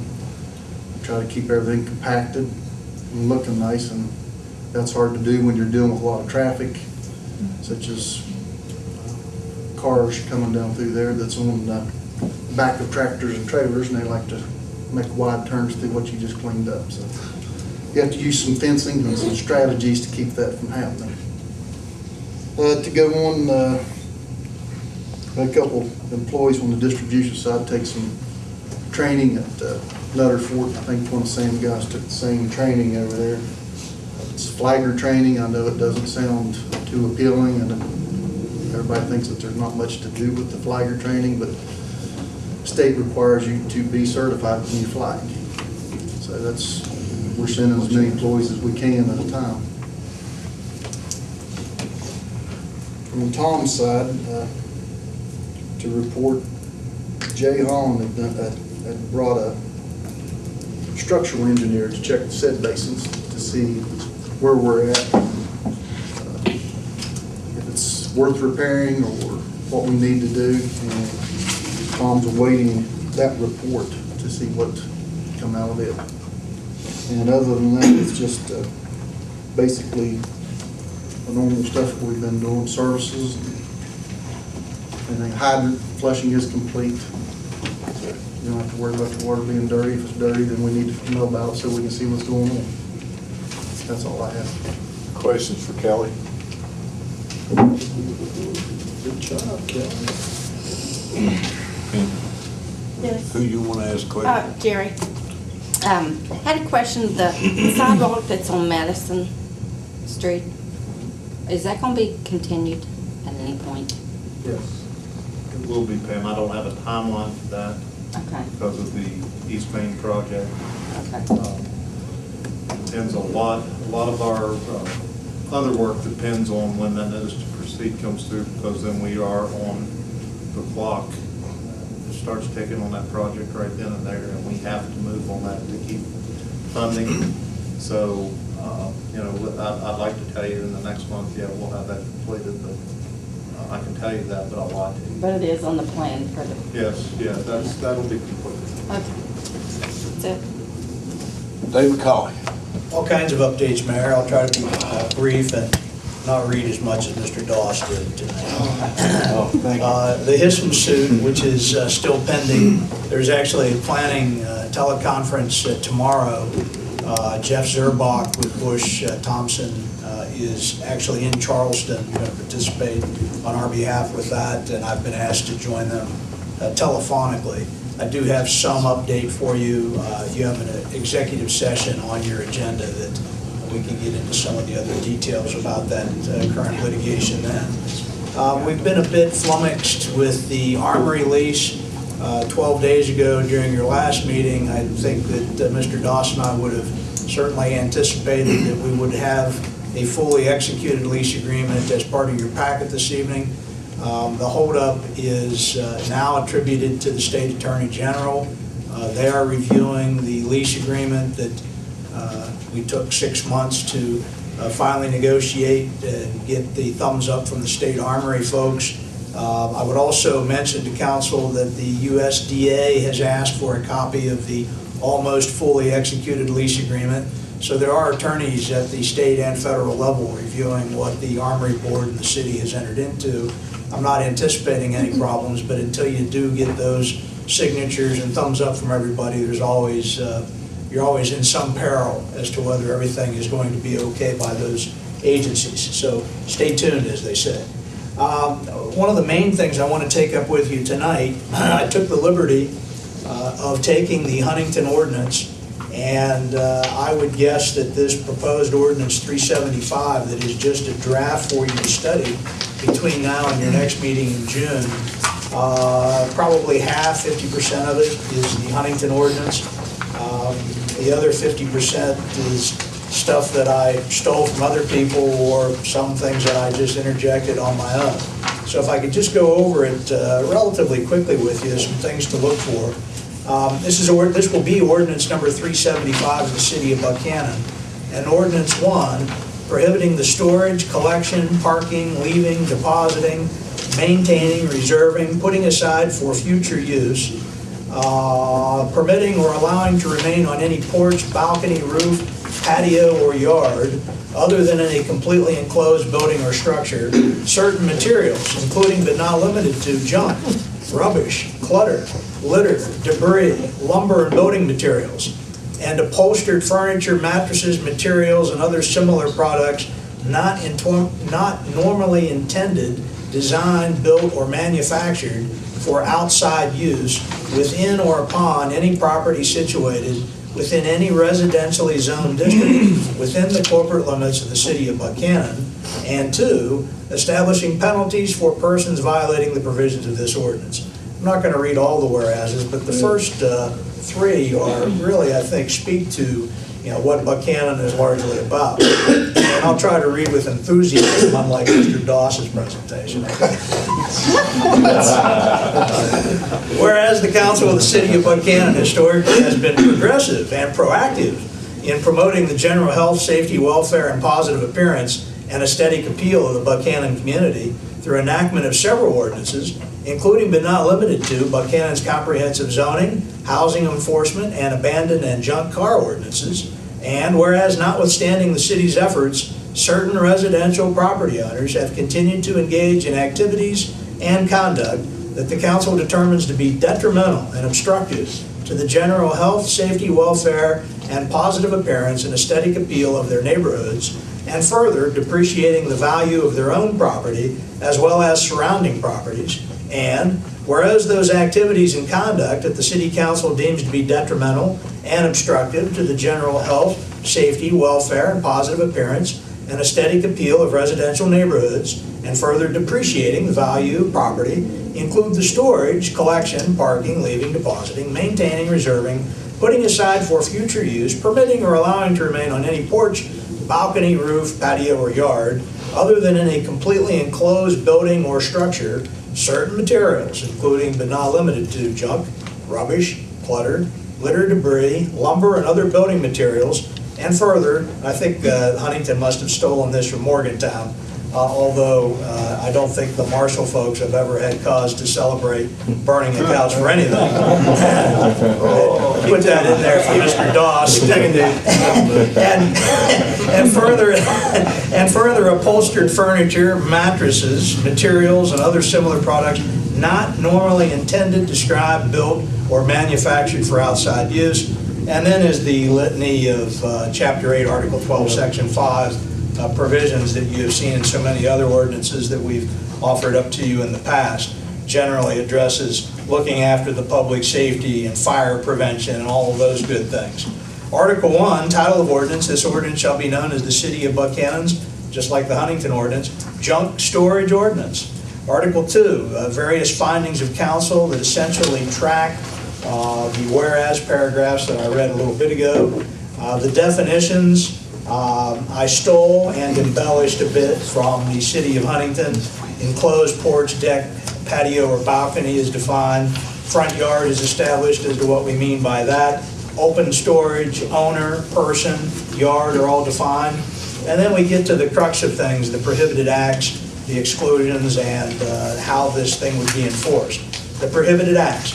No person in any residentially zoned district within the corporate limits of the City of Buchanan would store, and all those other verbiage that you've already heard me use twice. And then specifically those 3 things. First classification would be the general junk, rubbish, clutter, litter, debris. Second is a full-blown everything that could possibly be included as lumber or building materials. And then C is essentially the Morgantown ordinance that doesn't allow you to have couches and recliners out in your yard. The exclusions under this ordinance, under Article 5, wood intended for consumption in a wood-burning stove, furnace, or indoor fireplace, or outdoor patio fireplace. You don't get written up for that. Lawn, yard, garden, or playground ornaments and implements, lawn and patio furniture, standing fences, hoses or sprinklers used for watering lawns or gardens, and materials used in connection with commercial activities upon premises where such storage, placement, and accumulation of materials are expressly authorized by the city of Buchanan.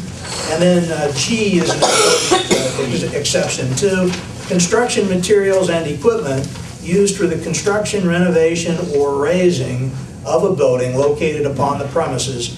But here's the hitch, for which a current building or raising permit has been issued. So if somebody says, well, I just got all that lumber, we're getting ready to put on a new deck, they should immediately be instructed to come down to City Hall and get their building permit so that that storage of that temporary storage of those materials are legitimized. Enforcement, and I think A is really the way I would see this ordinance as 90% of the problems being addressed. Enforcement and inspection officer, and this is where Mr. Clemens will ask for a pay raise. The enforcement and inspection officer for purposes of this ordinance shall be the duly appointed zoning and housing enforcement officer of the city of Buchanan. The zoning and housing enforcement officer is hereby designated as the city official to whom all complaints of non-compliance with the provisions of this ordinance shall be directed. The zoning and housing enforcement officer is authorized to conduct any and all reasonable or necessary inspections, whether such inspection arises from 1, a citizen complaint filed with the city, or 2, non-compliance with the provisions of this ordinance as observed by the officer during the course of any general inspection undertaken of the neighborhood. The zoning and housing enforcement officer further is authorized to issue and cause to be served or mailed written notices to any residential property owner whose property is deemed by the officer to violate the provisions of this ordinance. Any such written notice shall specifically identify all violations arising under this ordinance and the steps necessary to bring the property into full compliance herewith. Such notices shall permit the owner of any offending property within 15 days of acceptance of service or certified receipt of any mailed notice to bring their property into compliance with this ordinance. Huntington gave 10 days. We thought we'd be a little nicer in Buchanan by going to 15 days. It also stacks up with some of the other ordinances that we have of this zoning, housing enforcement nature so that we can be straight on that. Prior to referral of any violation hereunder to the city police department for citation issuance and prosecution before the city of Buchanan's municipal court, the zoning and housing enforcement officer shall conduct a second inspection to determine if the offending property has been brought into full compliance with this ordinance's provisions. Essentially, Huntington allows a police officer or the zoning housing enforcement officer to go out directly and issue a citation that requires you to come to their municipal court and essentially pay a fine almost immediately. We've built in a process where there is a warning that's given. People will have a couple of weeks to make the corrections. This is not designed as some gimmicky rate-generating device that we're hoping that people violate the ordinance so that we can collect fines. So I think that becomes very manifest as you read Section 8, or Section A under Article 6. Section B refers to the citizen complaint process. Subsection C here in Article 6 talks about the notice, what needs to be in the notice. Most of this was taken from the Huntington ordinance. Section D is continued violation following the violator's service or receipt of written notice. Basically, Mr. Clemens would contact the police department, a citation would be issued, like if you ran a stop sign or if you were speeding, something of that sort, with specific time, date being given as to when you were to appear before the municipal court. And under Article 7, if you were found guilty, this is a standard progressive language relative to the fines, One thing that I did not include, that Huntington includes, Huntington has this as a jailable offense in the discretion of the municipal court. In recent years, because of the opportunity for people, even in municipal court, to ask for a jury trial, and given what we know is the extreme costs associated with that, the state Supreme Court has said that if the offense that you're cited under a municipal ordinance, does not carry potential jail time, you're not entitled to a jury trial. So you might wonder why so many of these recent ordinances have excluded jail time. It's very purposeful. Mr. Doss will be happy that we're saving all kinds of money by just collecting fines and not subjecting folks to imprisonment. The penalties range from $50 to $500. Article 8 is our standard severability article. Article 9, the effective date. If you approve this on first reading on June 6th, before the second reading on June 18th, since this is something that has to do with building and housing codes, we would have to do a class 1 legal ad in the paper and conduct a public hearing prior to the June 18 meeting. There is one facet of this that I noticed some other states, I didn't find anywhere in West Virginia in doing my research that have done this, but it's something, I almost put an Article 10 in here, reserve, for the council to think about. And I think this is an opportunity, it plays very much into the hand of the home rule idea that Mr. Doss addressed with you earlier. The city could, let's face it, so many folks who are going to be violators of this ordinance really will not have the financial wherewithal to make the kind of corrections and to clean the property up the way we would like them to do this. Or even pay the fines. Yeah, that is true as well. What we want is action. We're not trying to make things difficult for folks other than just getting their cooperation to clean properties up. The council could establish a fund that would reimburse, the general fund that is, that would reimburse the Waste Collection Board for somebody comes in and says, look, I'd love to clean up my yard, but this stuff has been accumulating for 20 years and it's going to cost me $500 or $1,000 to take it all out to the transfer station. We don't want them to take it out to French Creek and dump it over a hill someplace either. You could put within this ordinance an article that the city will work with property owners either to allow them to repay the amount over a period of time or to establish a fund that if people met certain criteria, the city would actually supplement the cost of bringing them into compliance with this ordinance. That's something I'd really like you to think about between now and the next meeting. Maybe you could weigh in by email. If you think that's something that merits inclusion in this ordinance, we could contrive some language along that line, but it might help bring people into compliance in a more cooperative way than otherwise. Well, could you dedicate a portion of the fine to a fund such as that? You certainly could.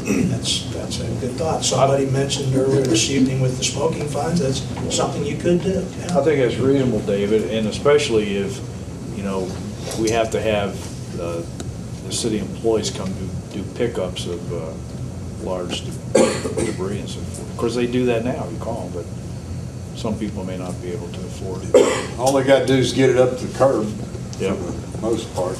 Yeah. We'll haul it all. I will say if you're going to establish a fund like that, you need to specifically have that in your ordinance for auditing purposes, that that money's being allocated. There are also a number of volunteer groups that I tap on occasions when a homeowner is typically not financially unable because they're already paying for it. It's when they're physically unable to clean up their materials. And we have some nice fellows down here that would be glad to come by and help clean up. They've done that on several occasions. So that's not as much of an issue. It is convincing them that it doesn't look so great. David, Article 5, under exclusions, you've got wood intended for consumption of a wood-burning stove, furnace, et cetera, located within or without a building located upon the subject premises has been exempted. Now, I have a neighbor on my street that cuts all of his wood for the winter and stores it right on the banister of his front porches. Where everybody can see, to me, it's a nuisance and degrades the property and my property. I think maybe that could be considered to maybe stored someplace other than the front lawn or front area of the house. Could do that. That's part of what I stole from Huntington, but you're thinking a step further than what they did. Remember, Huntington just put this into effect I know. end of March themselves, so they're probably working through some of these things that we're kicking about right now.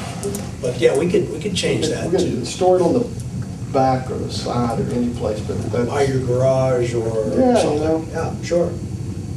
That's the kind of things I'd like to have everybody, as you read this during the next couple of weeks, to shoot me an email, make some suggestions, and then we can keep track of them, and I'll have it spruced up for the next meeting. I'm certainly glad you've done this. I know I've got one particular neighbor on Barber Street that's going to be ecstatic over hearing that this is in the works. And I'm sure Mr. Moore will send you guys a huge letter of thanks once it's enacted. Is that all you have now, Dave? Mayor, I would just ask that maybe for the next meeting, at least for discussion purposes, if you could put on your agenda, we've got one situation for sure, and more likely than not two here in the next coming few months, where we're going to be hiring new city police officers and firefighters. And that residency requirement is something that Ms. Tacey especially keeps asking me about. So if we could just have some discussion about it. I think I gave you a memo and a draft ordinance a while back to look at something else for us to think about. That's pretty much all I have tonight. Other than, I would tell you that the Stockard Youth Center Board and the fire department have both selected their honorees for this year. And it's a very secretive kind of stuff, so I can tell you all in executive session that's allowed under the Open Governmental Proceedings Act. We don't need to tell the press tonight, but there will be on Thursday at 1 o'clock, that person with the Stockard Board will be honored, and everyone's welcome to come down to the Public Safety Complex, the Fireside. 3 o'clock on Friday is when this year's Friendly Way Day honoree will be recognized. That's all I have, unless you have questions for me. Questions for Dave? I just point out to Matt that based on the ordinance, that Dave McCauley would pass the synonym test. Very good, He's got 15 questions. Think he can handle that? Okay. I'm good with antonyms. Maybe so. I gotta look those words up here. That's good. Okay, we have in our correspondence email from Robert Cook regarding a smoking ban, and you have a copy of Tom O'Neill's oath of office. The consent agenda includes the minutes of a regular meeting of May 2nd, approval of building and wiring permits, approval of payment of the bills, and approval of appointment of Marilyn Walton to the Zoning Board of Appeals. I would entertain a motion to approve the consent agenda. One question. Yes. Did she contact us, or did we contact her? We contacted her, and she wants to. I so move that we approve the consent agenda. And a second? Second, John. Discussion, all in favor signify so by saying aye. Aye. Opposed, no. Strategic issue for discussion and vote, Main Street traffic signals and four-way stops. Jerry, you're on, but I'm gonna tell you, I wanna continue it myself. In fact, I wanna add the intersection at Canal. They need to do the study for that, right? I just did. Well, I brought this issue up at my last council meeting. Yeah. In a report. It's up for vote tonight. And the reason for that is just what the mayor said. We would like to ask the state to do some more things if we're going to keep these as permanent four-way stops. One of which is to shut the lights off, of course, to save the power. Permanently remove them and to install permanent stop signs. These stop signs with the breakaways on the sidewalk, we've had trouble with them ever since they put them up. A good wind comes by and it breaks them down. We don't have the equipment to put them back. It's a special fixture. So would ask that they install the stop signs as permanent placement if council so chooses.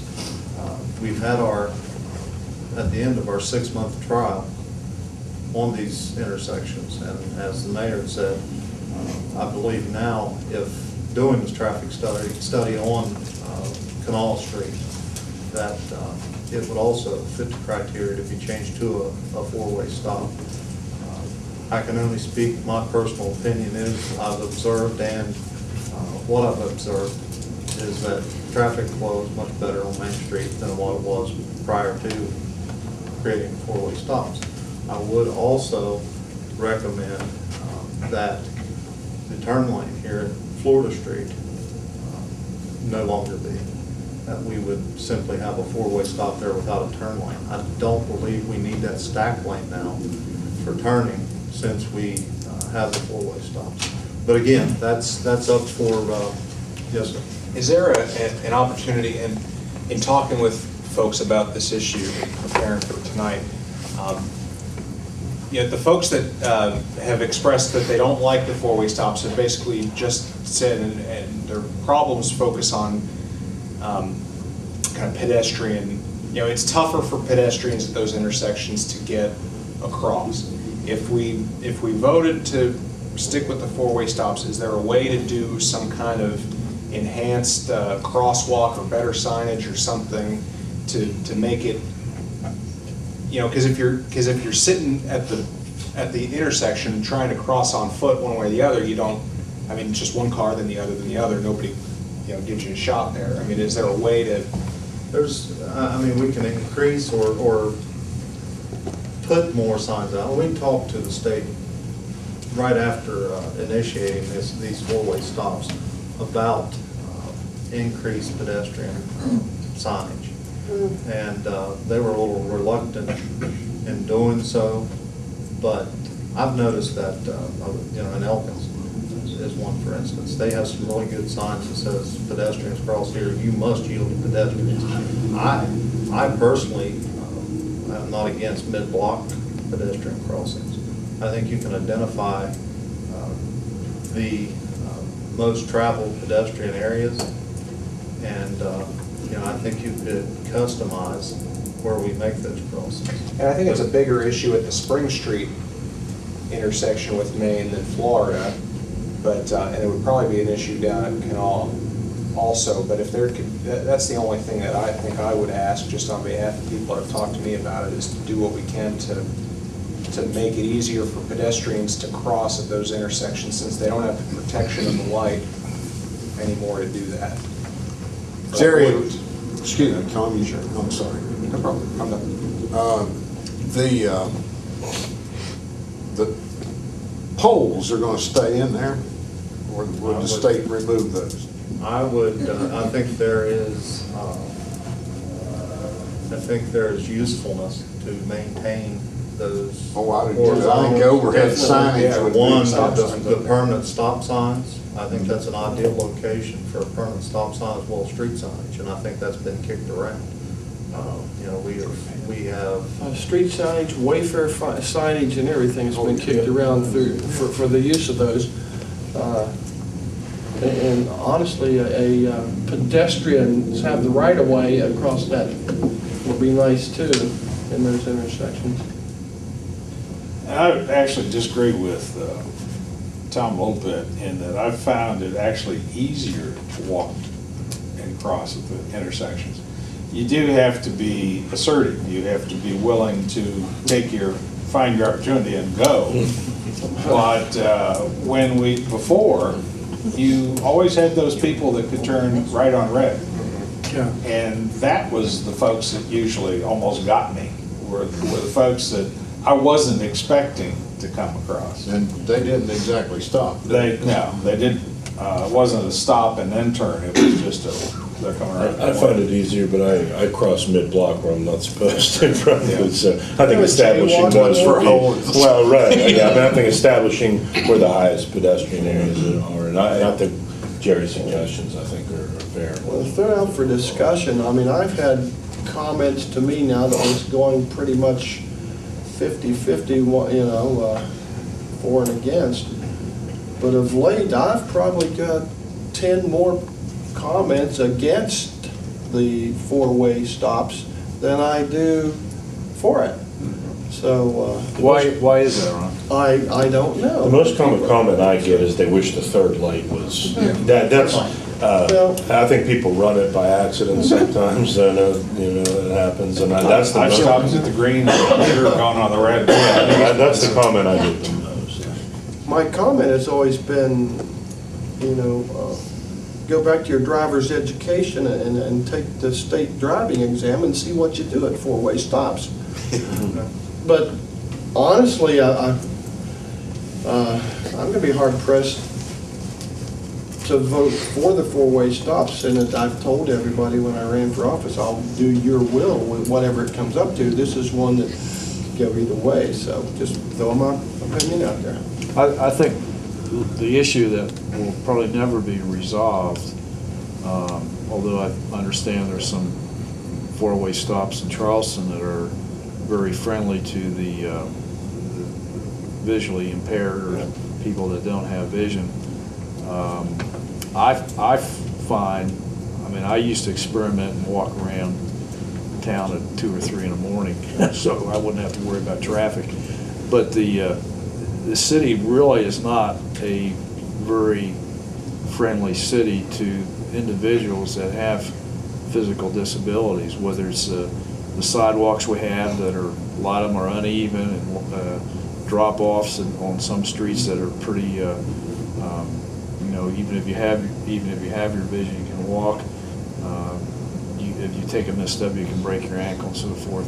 So I am concerned about the individuals that came initially when we did this, and I haven't heard from them since that time period, but I think we have to be very careful that, a lot of it is just people are not considered sensitive to pedestrians, and I don't know how you change that kind of anti-behavior.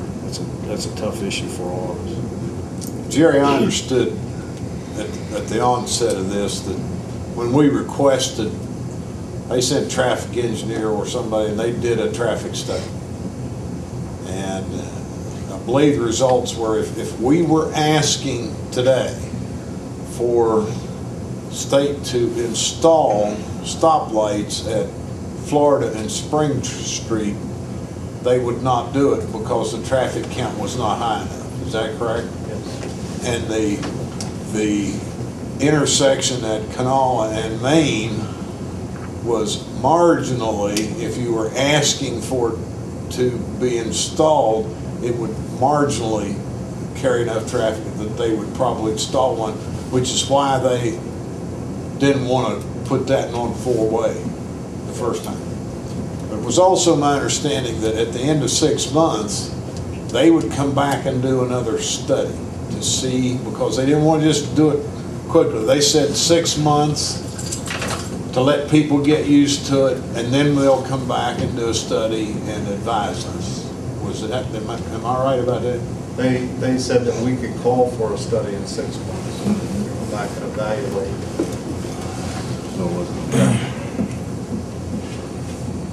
What do you think about asking them to do another study? I think they should do another study, and I think they should also consider if their recommendation is to make these 2 streets four-way stops, then I think we should try very much to make 3rd Street go along with it. I do too. Or else make them all. I think there's a lot of confusion. It does. I'm guilty of pulling up there to that Kanawha Street intersection on the red stop, pulled right out in front of a lady. She gave me a look that would have killed, and because she didn't stop. And I said, well, you're my turn. But I only did it once. I think it's something that people get used to. The other thing I would note, that one thing it has done, that we haven't talked about yet, Yeah, I know what you're is it saying. has slowed traffic down on Main Street in terms of the speed of the traffic. Now, it's easier to get through town. It's easier for the bus drivers to go Florida Street. But what it's done is it's avoided that truck that sees 3 green lights in a row or sees a clear path, and as I witnessed, goes racing down the street. I think pedestrians are a lot safer with the speed of the traffic today than the speed of the traffic they have when we have I think so. stoplights. Yeah. And I think it happens on the cross streets too, because people come up one of those cross streets and the light's green, there's no traffic, I'm gonna beat it. Well, if it didn't, just sit there for 4.5 minutes. Right. Well, I'm about 50-50 on people wanting it or not wanting it, and majority of the people that I have found that are in favor of it are under 40 years old. The ones over are afraid. That's, And I'm guilty, I'm over 40, I'm guilty. I've gone to that third stoplight at least 3 times, stopped and be traffic both ways, and I went through it. You wouldn't pass the I think we're gonna have an officer. you've already got a confession. 3 times? And I will be on, and people have told me, and you can believe it or not, that they are avoiding coming down, and it's the older people coming downtown. Well, I'm just telling you. I will say, I was having dinner at a restaurant downtown the other evening, and a gentleman walked by, and I just happened to wave to him. I knew him. I wasn't sure he recognized me. He backed up, and it was Dr. Chamberlain. And he says, I really support the 4-way stops. So he's, I think, over 40. Well, that's one person, but I'm just Yeah. saying, you know, we gotta think of the older people too, not just the people that's in a hurry to get through town. And why do we want the people to get through town in such a hurry anyway? If you want business downtown. Well, I think 4-way stops. It's not because of the stop sign or. What would a new Well. traffic study tell us that we don't already know? Probably a new traffic study would tell you that this intersection here is getting utilized because of the efficiency of traffic moving through the intersection. I don't think we need another study for what we've already done. I think it's for the other I stop. think the biggest problem that I see that we have is that third light right there. That's the biggest problem we have. That and the flashing reds. The flashing reds, you are in a mode when you come to the third light up there and it's green, you're automatically stopped. Well, I'd argue that's affecting the pedestrian traffic, don't you? I think the presence of lights will probably do that. And the turn lane, I think the turn lane creates confusion. I think the turn lane is definitely a hazard. Well, is it ripe for a motion to decide one way or the other then? I think so. What's your pleasure? I'd entertain a motion to request the Department of Highways to do a study on the Canal Street intersection. That's one. That's the first thing. So we need a, I'll make that motion. Motion. Second. And second. Further discussion. All in favor? This is, I'm sorry. We're just asking for a traffic study on that third intersection. Does this, okay, so does this mean that we're asking them to then make it a provisional 4-way stop? Or is that another step? We'll ask later? them to study it to do that. So they're going to do to that intersection what has been done to the other two? Okay. After their study. Do we want to include in that motion and ask them to turn the lights off at Spring in Florida? Why we say. Don't remove them, just turn them off. Do a separate motion. Separate motion. Call for the Okay, question. motion on the question of asking for the study on Canal Street. All the questions been called. All in favor signify so by saying aye. Aye. Opposed, no. Ayes have it. Now I'd entertain a motion to ask the Department of Highways to turn off the lights at Spring in Florida. So, motion made. Second. And second. Further discussion. Just to be clear, we're going to ask them to leave them. Leave them up there for now. And just turn them off. I'm not absolutely sure they'll do that. I think if they turn them off, they take them down because they're concerned about, you got a light with nothing. And so now people really don't know. Have them take them down. We had discussed that before, and one of the options was to bag them, which, that would, So if we turn them off and bag them, or they just bag them and leave them run? they turn them off and bag them, but it gives the impression that the light just isn't working, so people focus on that as opposed to the stop. So if they bag them, they know they're not working. Right. Should we? Is this a motion essentially to just make it a permanent 4-way stop and let them do whatever they need to do to affect that? Could be a motion. Is that? But we want them to take it down. We don't want them to leave it there. Well, I thought we talked about asking them to put the stop signs up there and maybe some other pedestrian awareness signs. We just want the lights down, not the actual poles. We have a motion and a second to ask them to turn the lights off. Whoever made that second, you want to withdraw that second, withdraw this motion, get it off the table? Yeah. I'll withdraw mine. I'm a flip-flopper anyway. So we're just trying to figure out what the right language is. Are we going to ask them to permanently make Spring and Florida Street four-way stop? I'd make a motion. I'll second it. Now I have a motion and a second to ask Department of Highways to remove the lights and make the Spring and Florida Street intersections main permanently a four-way stop. The only comment I would make with the discussion is, what if they don't approve the third intersection as a four-way stop?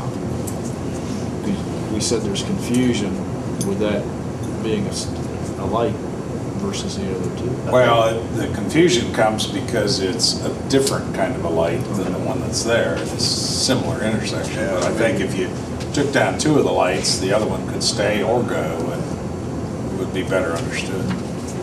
That's personal. All right. Ready for the question?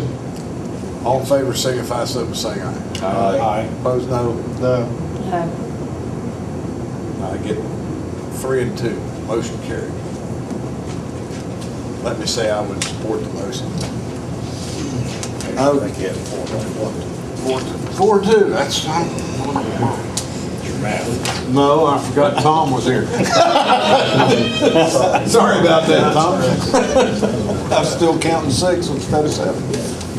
I did the math right. I had the wrong numbers. Okay.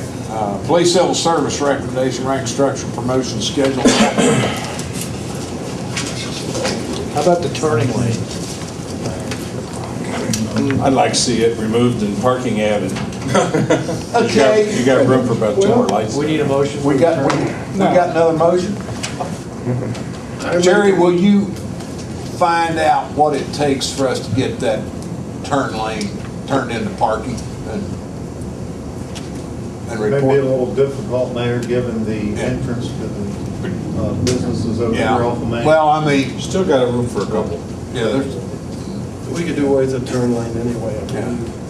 Jerry will find out about that and report to us, yes? Okay. So we'll hold off on the turning Yeah. lane motion. The item before you tonight was actually on the agenda for you to be aware of last time. This is a matter that has been of some discussion between myself and the staff, myself and the supervisory staff for a while now. And let me just say that this came from the officers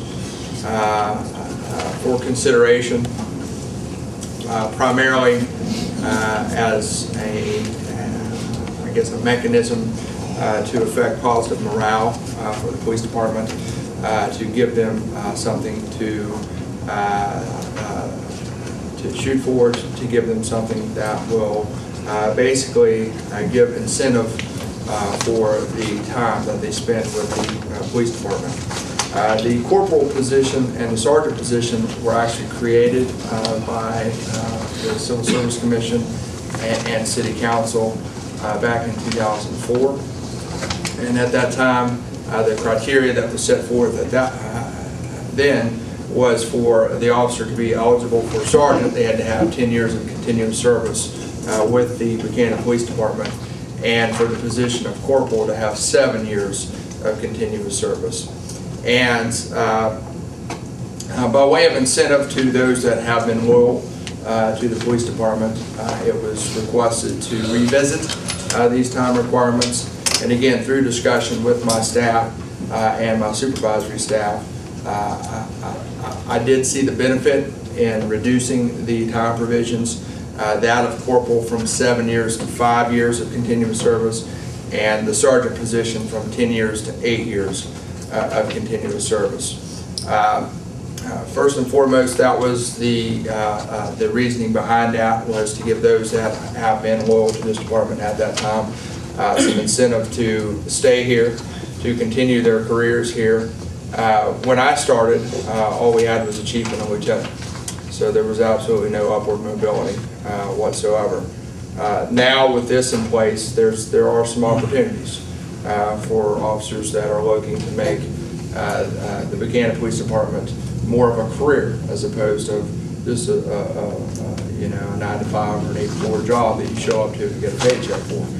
Certainly, as I spoke of earlier, we want to attract the best possible employees that we can.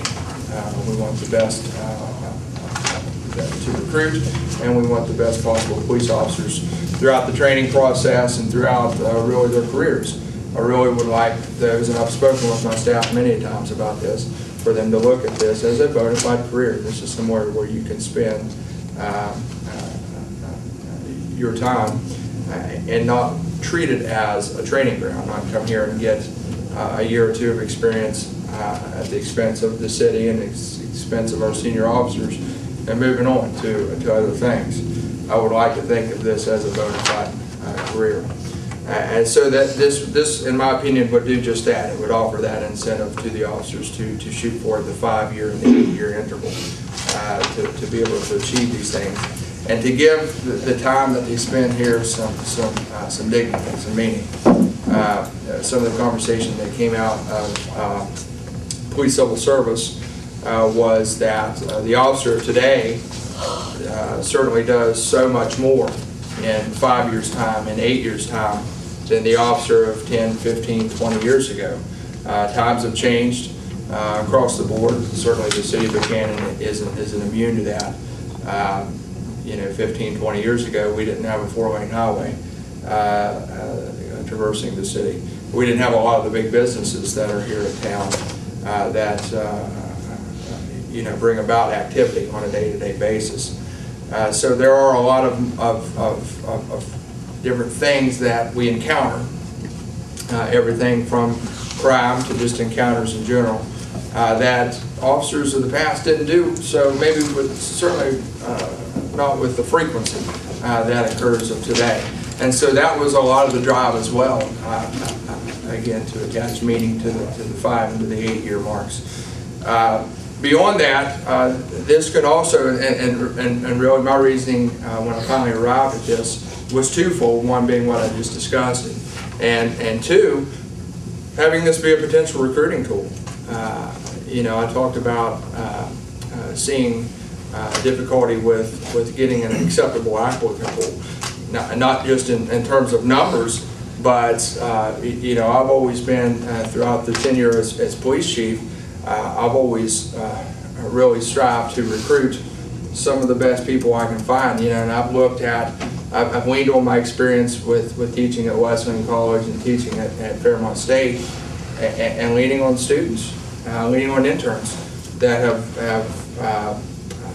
been involved with the police department, and really encouraged them to apply and really tried to sell the idea of being a member of the Buchanan Police Department. So that's really something that myself and Doug Loudon, who is our lieutenant, he's also been involved with these college institutions as well. We really try to market the agency as again, not to sound like a broken record, but as a bona fide career. And I think that this could potentially be a recruiting tool. This could definitely be a selling point to put out there that not only do we have this rank structure, but that it's real, it's obtainable within the 5 and the 8-year mark. Does the upgrade and rank give an automatic bump as far as your hourly? Yes, sir. The corporal position is a 25-cent raise on the hour, and the sergeant position is a 50-cent raise on the hour. And I know before we even addressed this matter with the Police Civil Service Commission, I spoke at length with Michael Doss about the financial feasibility to be able to do this, and we took a good hard look at the police budget and was able to make it work out. Looking at the current staff who are eligible under this new proposed criteria, and injecting that into the budget. And again, we were able to make that work out and make ends meet with that. So with that being said, I personally wholeheartedly support this. I would recommend the council to adopt this for those reasons as noted. I would like to point out that all but one member of the staff supports this. I had them actually review the criteria and sign off on it, and that's included in your packets tonight as well. What was the objection? grounds? Yeah. For the one member that, The one member, without naming names, is of the old school variety, and he feels that putting your time in has more merit than what I'm proposing. Well, you're lucky you don't have to give an exam to go forward in your ranking. You actually do. Do you? Yeah, there is. You have to take an exam for the corporal and the sergeant position. and if they don't pass that exam, they don't get. That's correct. Yeah. The passing for that is 70, and it is a supervisory exam. Yeah, I think, you know, I wish we're 80 instead of 70, but. Okay, motion to approve the new department organizational chart and rank structure. I'll second. Got two motions and one second. Well, then I'll forget my second. And a question. All in favor, signify so by saying aye. Aye. Opposed, no. The ayes have it, all seven of us. Thank you very much. Way to go, you can count. Rushed. I appreciate everything. Comment and announcement, Ron. Oh, comments, announcements. Well, how about Tom? No, Ron. He sits right beside me. I moved. Ron stole the end chair, moved. yeah. I wish you could see it, Dave. Is that chair better than the one you Yeah, had? no, it's not even better. Moved the chair. Welcome, Tom. Welcome Thank you. or condolences, whichever we may say later. I have no comments except for everybody have a safe Strawberry Festival weekend. Enjoy it and don't smoke. Tom, your turn. Thank you. I appreciate the welcome, and I certainly appreciate the opportunity to serve as a member of council and serve the community and be a part of the many, many great things that are going on in the community, from beautification to just everything that's going on. There are just so many wonderful things, and this is a great, great place to raise a family. I've got five children under the age of 10, and I'm happy that we're raising them here in Buchanan, and I'm happy to do my part. And it's one of my most favorite times of the year is this week, and look forward to having a great festival. Rich. I hope everybody has a Strawberry Festival, and I really, particularly after last year following the cleanup crews through town at about 2 in the morning, really appreciate the extra efforts that all the city crews, police, and everybody have to do this this week. This is typically not their most favorite week, I think, of the year.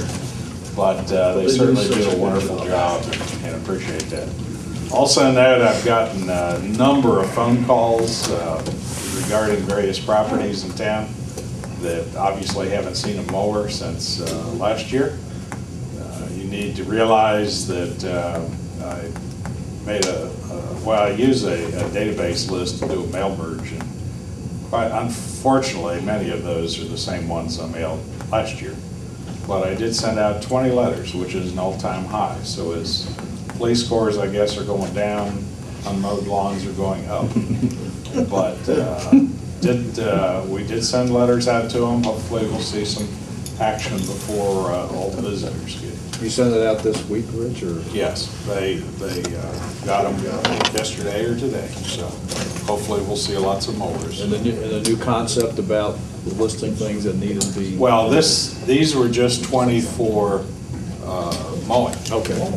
I've got another 15 or 20 to go for housing enforcement. Well, I think your suggestion at that last board meeting was excellent, that you'll identify what needs to be done. Well, I take credit for that, but that was Andy's. Whoever, it was good things. She says she had a lot of experience with those kinds of issues, so That was her recommendation. John? I just want to thank Brian Bertram for his thoughtful editorial that actually helped us bring some closure to the matter today, so I appreciate that. And I know we're always calling out for people that are interested in serving on boards and this kind of thing. Dr. Reed is really on me to find someone who wants to serve on the CBB or a city appointee. That's a really positive group. It's doing a lot of awesome stuff, so if you have some interest in that, let us know. Okay. Pam? I want to welcome Tom to the jungle. Also, I've been hearing a lot about yards also. I did read an article that Charleston have sent out already almost 300 letters, and that they're giving a $100 fine for every 5 days. And every 5 days after that, it can add up to $500 fine for the yards. So ask everybody to try to get them cleaned up. Also, it was brought to my attention that a small copperhead was killed in the proximity of the city park. And I've asked for everybody to be very careful, to be aware of what may be out there. I mean, usually when there's a young snake like that, there's several other ones in the vicinity. I would like to welcome everybody to the Strawberry Festival, and I'd ask for our citizens to welcome people into our city. Be courteous. And when the parade goes through, show your appreciation for these hard groups, and especially our servicemen. And also be courteous about cleaning up after yourselves for where people are letting you sit on their properties, and just have a good time. Dave? I appreciate what Brian Bergstrom wrote. I think it was very, I tell he's a Yale graduate. He's sitting back there now. Oh, okay. Well, maybe you won't call me a flip-flopper. He doesn't that well. I welcome Tom to the council, and he's his own economic development authority with 5 kids under 10. But I would like to make a comment about, I appreciate what Ron had to say in the meeting the last couple of weeks in the council meetings in regard to the selection of the council person for the unexpired term of Scott. I also really appreciate what our city attorney said, that the council needs to really consider the maintaining of some degree of flexibility. I think that's important. And I think that the council really needs to give very serious consideration to developing a process and or procedure so that when we do have future unexpired terms, and we have those, that there's a definitive process and or procedure for the selection of that unexpired term, that it's known out there before it happens, and we follow a process and a definitive timetable to fill that position. I think that's important for us to give serious consideration to, whether it's an ordinance or we have to change the bylaw or charter or what have you. I think that's really critical in the future. So I'd like to make that comment. Okay, thanks. My comments, I would welcome again Tom, even though I forgot he was here. And Pam's right, sometimes it's a jungle, sometimes it's a park. So smoke-free park. I have this from Bill O'Brien, President of the Board of Trustees of Gibson Library, to inform that the Shirley McCord has resigned her position, and her resignation creates a vacancy. Generally, they provide us with a recommendation. I think that I got this late, but I would entertain a motion to accept this resignation from Shirley McCord. So moved. And a second. Second. Motion made and second. All in favor signify so saying aye. Aye. Opposed, no. The ayes have it. That brings us to our executive session. A motion to enter executive session as per West Virginia 698-4. All in favor say aye.